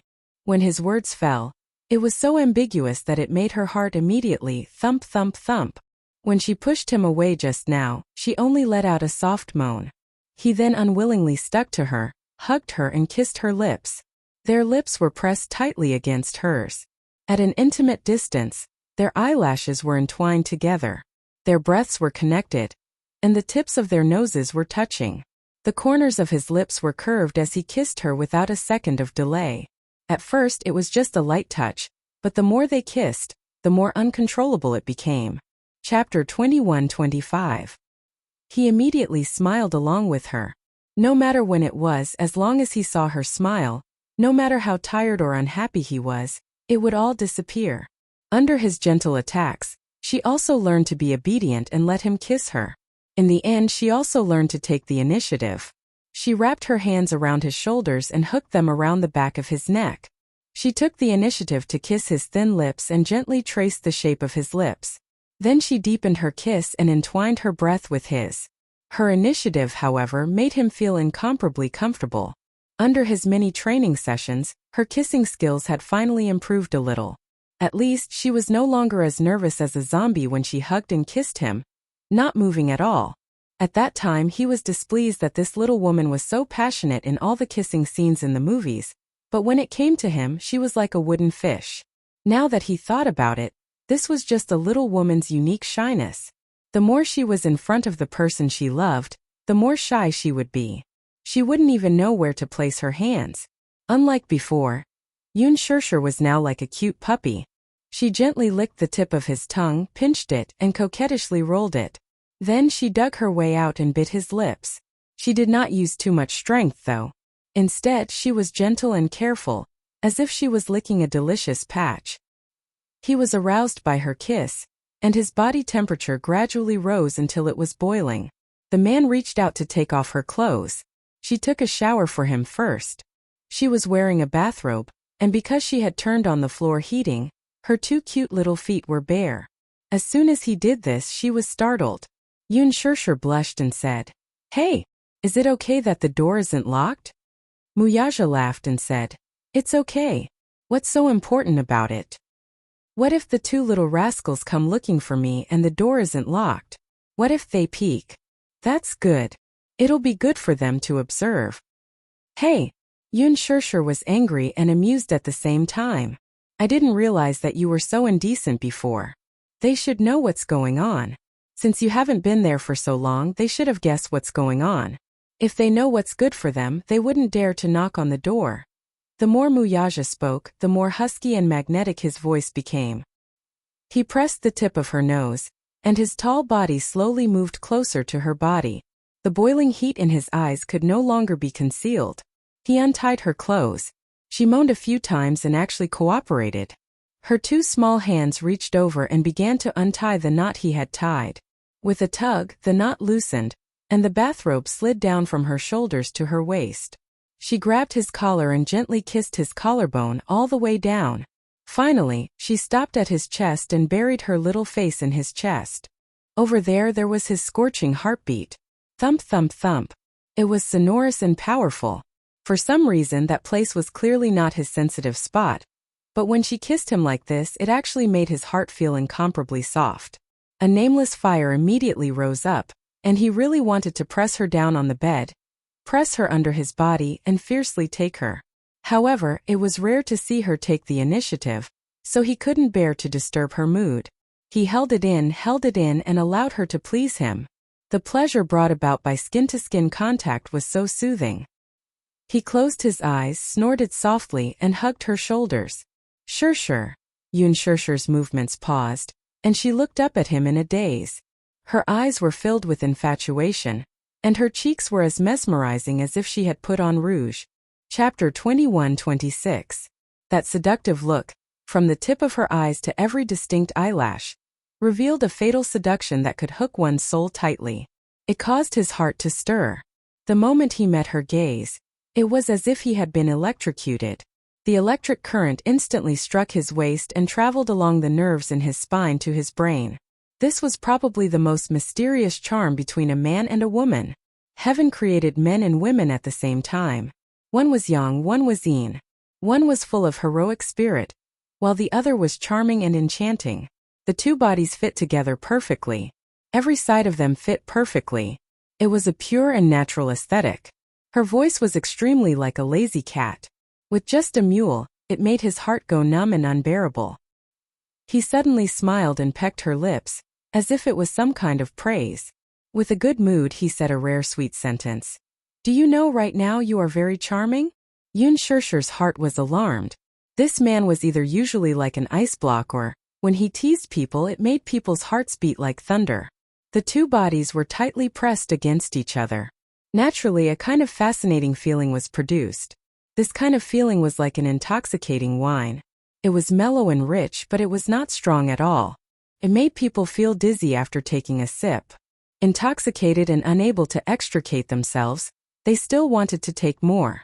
The man looked at her blushing little face and caught her little hand, slowly guiding her to the next step. After taking off her clothes, it was springtime. The two people were entangled together, sinking into the soft big bed. Wuxia pinched her waist and went deeper, taking her, wanting her. Tonight he seemed to be especially passionate. He threw away the heavy work of the company and the annoying trifles, wholeheartedly sinking into her without any distractions. Without any distracting thoughts, he was completely focused and immersed in the intoxicating asterisk. Naturally, it was rare for him to be in such a good mood. He was not like before when he attacked the city. Instead, he was extremely gentle and quickly climbed to the clouds of pleasure. They made love with each other until midnight, when they stopped. After they were done, he hugged her and covered her with the blanket. Lowering his head, he saw her satisfied little face dyed red. She was nestled in his chest, her pair of jade legs overbearingly and greedily occupying his waist. She was lazy and did not want to move at all. The aftertaste of the deed lasted for a long time. Even each of his fingers slowly relaxed. This reminded him of a pet cat he had raised when he was young. Her current expression was exactly the same as that cat's. When he was young on his birthday, his mother had given him an American shorthair cat. It was very clingy. Once he sat down, it would walk arrogantly and elegantly to his side. rubbing against him intimately. Then it would jump and nestle in his arms. When his interest was piqued and he gently stroked it, this little kitten actually spread out its body and turned its belly towards him, allowing him to stroke it. Perhaps it felt satisfied. Its two little paws were constantly stretched out, and its throat made a gulu-gulu sound, as if it was enjoying it, as if it was intimate, and it kept snuggling its little head into his embrace. At that time he was very fond of this cat. After all, it was given to him by his mother, and he had always loved it dearly. That cat had once lived in the softest part of his heart. Chapter 21-27. However, one day when he returned home, he didn't know which mischievous child in his family had played a prank on him. When he opened the door to his room, he saw the cat cruelly nailed to the windowsill. A very thick metal rod had pierced through its throat. At that time he was stubborn and proud. Even though he was heartbroken, he didn't shed a single tear. He knew that this must be a prank by some child. Because of jealousy and hatred, the child had nowhere to vent, so he tortured his most beloved pet to death. He didn't cry and buried the cat quietly. It was probably from then on that he swore that he would become the strongest man and never let anyone bully him. Wuxia snapped out of his thoughts and hugged Yun Shirshir even tighter. Yun Shirshir was almost out of breath from his actions. She looked up and saw that his expression was a little strange. She asked uneasily, "What's wrong?" "Nothing," Wuxia said plainly. Yun Shirshir was stunned for a moment. Suddenly she frowned and said weakly, "You're always like this. You won't tell me what's on your mind when I ask." Wuxia's expression froze. Then he slowly curved his lips and explained, "You remind me of a pet I had when I was young." "Pet?" Yun Shirshir couldn't help but be surprised. "You had a pet?" I didn't expect. I thought you didn't have much love for small animals." Wuxia couldn't help but laugh. "Am I that cold?" "You are. At least it seems like you are." Yun Shirshir gave a very pertinent comment. She smiled and asked, "What kind of pet do you have? A dog?" "A snake." Yun Shirshir's mouth formed an O shape. Snake. Thinking about it carefully, it wasn't surprising. Snakes were cold-blooded animals. Just like the initial impression he gave people, he was cold and heartless. Wuxia immediately said, "I'm just scaring you. Compared to dogs, I prefer cats. They're quiet, obedient, and clingy. More importantly, they won't disturb me when I'm in a bad mood. Instead, they'll quietly accompany me." It wasn't that he hadn't raised a puppy before. First, he liked it very much. But when he was young, he was too thoughtful and always liked to isolate himself in a small space. As for the dog, it seemed to be so enthusiastic that it was a little over the top. It ran around as if it had endless energy all over its body, jumping and jumping, full of vitality. He simply did not have the mental strength to deal with such enthusiasm. Therefore, he was more inclined towards cats. "You raised a cat?" "Yes, my mother gave it to me as a birthday present. I still remember its round head. It was very cute." Wuxia paused and added, "I like it very much. What about now? Where's the cat?" Yun Shirshir was a little curious. She had never seen him raise any pets. "Dead." "Dead?" Yun Shirshir frowned and her heart sank. "Is it sick?" You might not know this, but in a family like the Mu family, even children of a few years old will be influenced by the family's scheming. Therefore there will be wars. Wuxia narrowed his eyes and curled his lips. That cat was probably tortured to death by one of the children. Because of his identity as the legitimate son, he had many enemies. Many children saw him as a thorn in their side and a stumbling block. As for him, he didn't have any close peers. Chapter 21-28. Yun Shirshir was terrified when she thought about it. Then she was filled with righteous indignation. They're so young, but they're already so vicious. How could they abuse animals? It's horrible. The kitten is innocent. How could they be so cruel? Are their hearts made of iron? It's my fault. Wuxia clenched his fists. His eyes were cold. In this world, the weak are prey to the strong. The weak are meat and the strong are food. If you're not strong enough, you're destined to be eaten alive. He lowered his gaze and stroked her head. He smiled gently. But I'll protect you. He would protect her Yu and Xiaoyi Chen. He was never a man who loved power and fame. But all this, be it power or fame, was just to build a majestic city for his beloved princess. He was duty-bound to protect her. That was all. Compared to being a prince, he was more willing to be her knight. He would go through fire and water with no regrets. Yun Shishir hugged him tightly and smiled contentedly. Early the next morning, Mu Group was busy preparing for the event. The Public Relations Department boldly and decisively prepared a public relations draft to deal with the media, while the Legal Department and the Media Department worked together. Early in the morning, they held 7 to 8 emergency meetings of various sizes.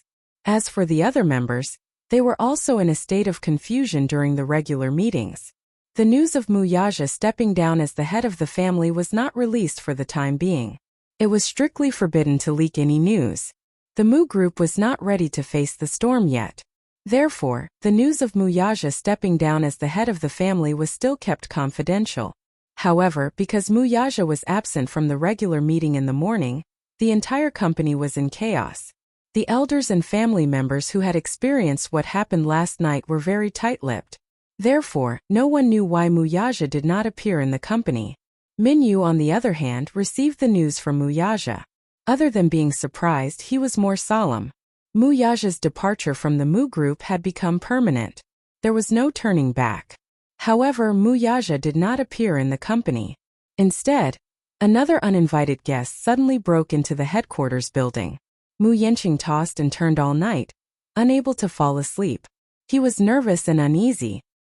Because Mu Linfeng did not announce the matter of the family head on the spot last night. Not only did everyone panic, but he also fell into a state of panic. He was afraid that a long delay might lead to trouble. He could tell that he wasn't the most powerful candidate in Mu Yaja's mind. Mu Linfeng seemed to be very dissatisfied with him, so he didn't announce it on the spot because he couldn't accept Mu Yaja's resignation. Secondly, Mu Yanqing didn't have that kind of responsibility and ability. However, a call from Mu Shumin woke him up in the middle of the night. She said, "Yanqing, don't worry. I'll do my best to help you become the head of the family." These words, however, made Mu Yanqing's state of mind turn from danger to peace, and he fell into extreme excitement. Therefore, he didn't sleep for the whole night. Early in the morning, he drove to the Mu Group headquarters. He thought to himself that with Mu Shumin's strong support and Mu Linfeng's promise to him previously, he was definitely going to be the head of the household. Therefore, Mu Yanqing rushed over early in the morning, relying on his identity as the future CEO, to inspect the company's affairs. He took it as an opportunity to get used to his identity as the CEO in advance. Chapter 21-29. He was thinking that it was only a matter of time before he became the head of the family. Mu Yanqing went to the CEO's office in high spirits. He pushed the door open and was greeted by a cold and quiet room. The high-end decor, expensive office furniture, the genuine leather sofa that symbolized power and supremacy, and the expensive Engnan carpet under his feet. He looked at all of this ambitiously, and his heart was filled with longing and ambition. It was said that when Mu Yaja took office, the furnishings in the office were too old. Moreover, because of the long history, the original wooden furniture was somewhat damaged. Therefore, he specially ordered people to renovate the office. The office appliances were all brand new and made of the highest quality materials. Such an elegant and honorable office in the future would belong to him. Mu Yanqing paced back and forth in the office. Rather than saying that he was visiting, it was better to say that he was adapting to his future work environment in advance. He sat on the genuine leather sofa for a while and fiddled with the tea set in boredom. Finally, he leisurely brewed a cup of Dahong Pao tea and took a big sip. Fragrant. It was really not an ordinary fragrance. This was the most authentic Dahong Pao tea. If it were in the past, he would probably only think about it. After all, big red packets were rare in the market. Those that could be bought were mostly artificially cultivated and could not be considered authentic Dahong Pao tea. The purest Dahong Pao tea grew on the cliffs of Wuxia Mountain. It was impossible for humans to go up to pick it. Every year, specially trained monkeys went up to pick it. The annual yield was at most 40 caddies. The 40 caddies of tea were all for auction and could not be bought in the market. On the day of Hong Kong's return, a big red packet was given as a precious gift to the governor. 1 gram of tea was worth 10,000 taels of gold. This was probably the most expensive tea in the world. The Mu Group won 2 caddies of tea at the auction, which was more than 20 million. These tea leaves were used to entertain high-ranking VIPs. Mu Yanqing, on the other hand, enjoyed it for himself. Beautiful, beautiful. Mu Yanqing could not help but mutter in his heart. Mu Yaja really doesn't know how lucky he is. He has such a wonderful thing to enjoy, but he doesn't care about it. He finished a cup of tea and stood up again. Finally, he walked to the front of the desk. He looked up and glanced at the empty chair. However, this was the Mu Group's dragon throne, which symbolized the highest authority. A greedy and excited smile appeared on Mu Yanqing's face. Then, with a greedy heart, he strode over and plopped himself down on the chair. The moment he sat down, his brows relaxed and he revealed a satisfied expression. Whether it was satisfaction, comfort, or pride, it was all expressed without words. This was a moment that he had yearned for a long time. Even though this moment couldn't be said to be very formal, just having fun like this made him feel incomparably comfortable.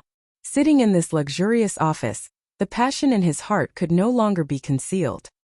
His burning gaze fell on the high-quality mahogany desk, and he subconsciously reached out his hand. At that moment he was so excited that his fingertips could not help but tremble. Mu Yanqing took a few deep breaths and finally calmed down the excitement in his heart. He touched the smooth surface of the desk. In fact, he had been longing for the desk, sofa, and every object in this office, even a small seal, for a long time. Chapter 2130. Mu Yanqing suddenly cleared his throat and adjusted his clothes.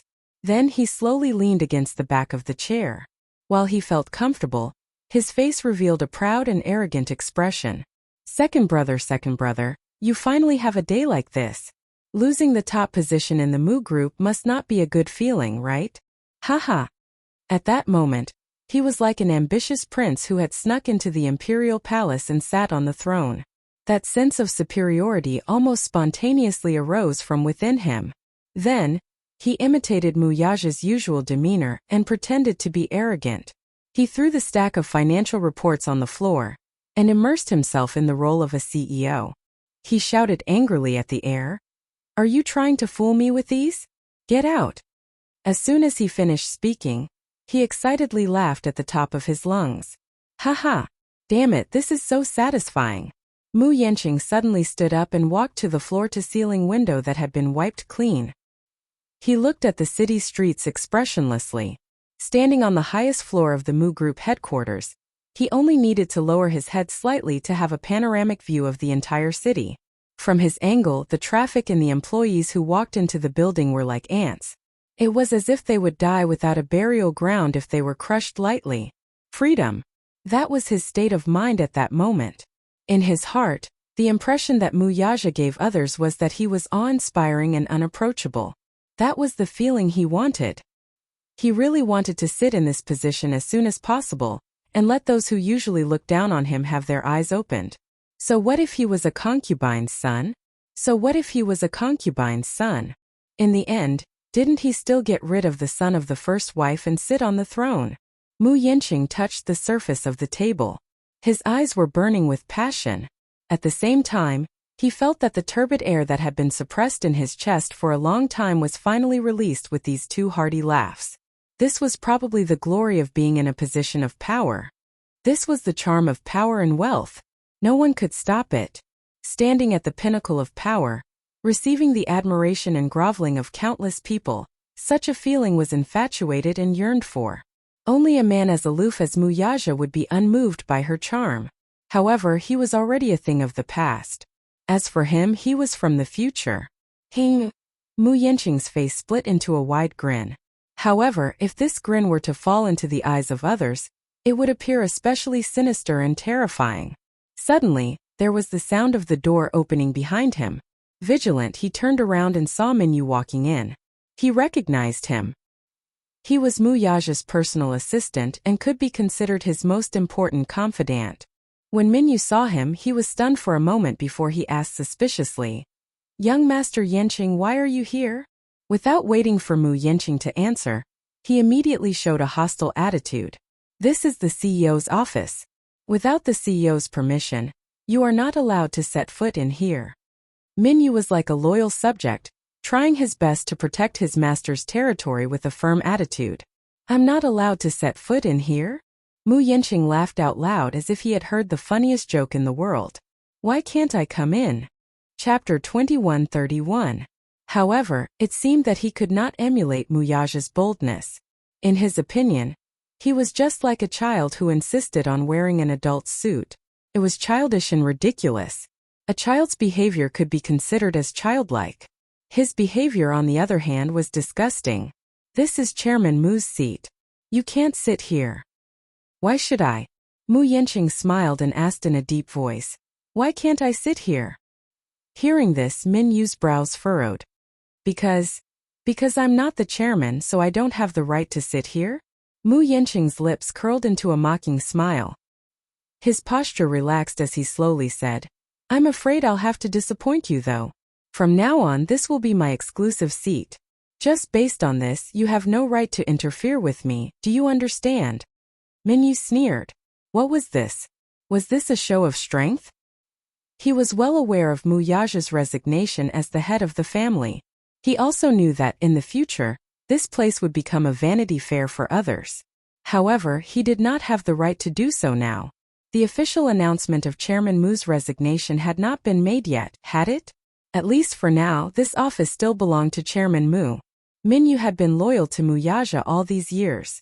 Hence, when he saw another man shamelessly occupying this office, he quickly became hostile. Even though he knew that the man before him had a much higher status than him, he was not afraid at all. Mu Yanqing, on the other hand, had completely immersed himself in this role. He displayed the attitude of an emperor as he looked down at Minyu condescendingly. Obviously, he did not think much of a small character like him. Seeing that Minyu did not speak, as if he was holding back something, Mu Yanqing observed him for a while and then curled the corners of his lips.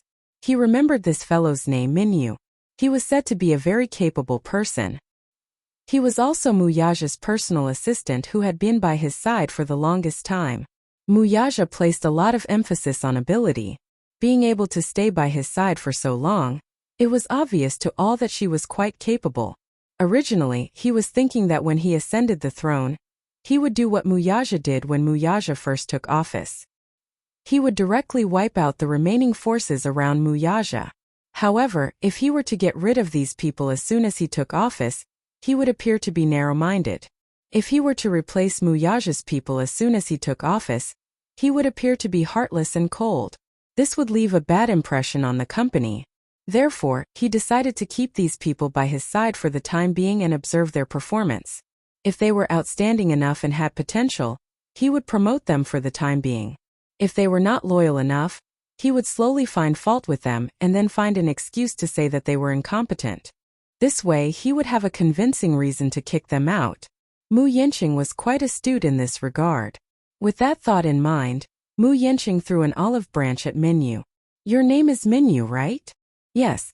Minyu's attitude was neither cold nor warm, which made Mu Yanqing feel particularly uncomfortable. This fellow is really refusing a toast only to drink a forfeit. I'm about to be promoted. At this time he should hurry up and suck up to me. If he makes me feel better, I won't make things difficult for him. Chapter 2132. Speaking of which, it was true that the servant was like the master. Muyaja wore an arrogant face all day long. His subordinates were cold and did not seem to know how to read people's expressions. However, he still held it in and said with a fake smile, I see that you've stayed by second brother's side for so many years, so you should have some decent skills. If a talent like you works for me, you'll have a bright future ahead of you. Why don't you stay by my side after second brother retires as the CEO? If you perform well, I'll promote you. As long as you're loyal to me and work hard, I won't mistreat you. As for your salary, I'll double the amount second brother offered you. How about that? Mu Yanqing was best at winning over people's hearts. Mu Shumin was a classic example. After a few bowls of bewitching potion, he was inclined to his position. Mu Yanqing was full of confidence. Now that he had offered such generous conditions, no one would not be tempted. However, his tone was somewhat reserved, as if his acknowledgement was a great favor. It was as if he was sizing up a beggar. It was gentle, but it felt like he was giving alms, which made one uncomfortable. Mu Yanqing seemed to be certain that Min Yu would wholeheartedly rely on him. As the saying goes, a fine bird chooses a tree to nest in. His original master was in dire straits, so why didn't he choose a better career path? He was waiting for Min Yu to show his subservient and fawningly express his sincerity to him. However, Min Yu only smiled as if he did not care about the conditions he offered. He only said indifferently, "Young Master Yanqing, don't you think it's too early to say this? I don't think there's any agenda for you to take the position." Mu Yanqing immediately said, "Ha! What do you know? Now that second brother has retired, I'm the best candidate. If I dare to say such things to you, I naturally have the confidence to do so. Don't worry, your master is in dire straits now. There's no room for him to make a comeback. There's no need to think about betraying him. He's the one who abandoned you, so you don't have to feel guilty." After a pause, he opened his mouth and revealed his ambition. "What do you think?" "Nothing much." Min Yu smiled graciously, elegantly, and politely. Compared to Mu Yanqing's sinister smile, it was a world of difference. "Wherever President Mu goes, I'll follow. In this life, I'll only acknowledge him as my boss. As for what you said, I'm sorry, but I can't." "You?" Mu Yanqing stared at him in surprise before bursting into laughter all of a sudden. "Min Yu, don't be silly. Second brother, from today onward he's no longer the Mu's. From today onward he's fallen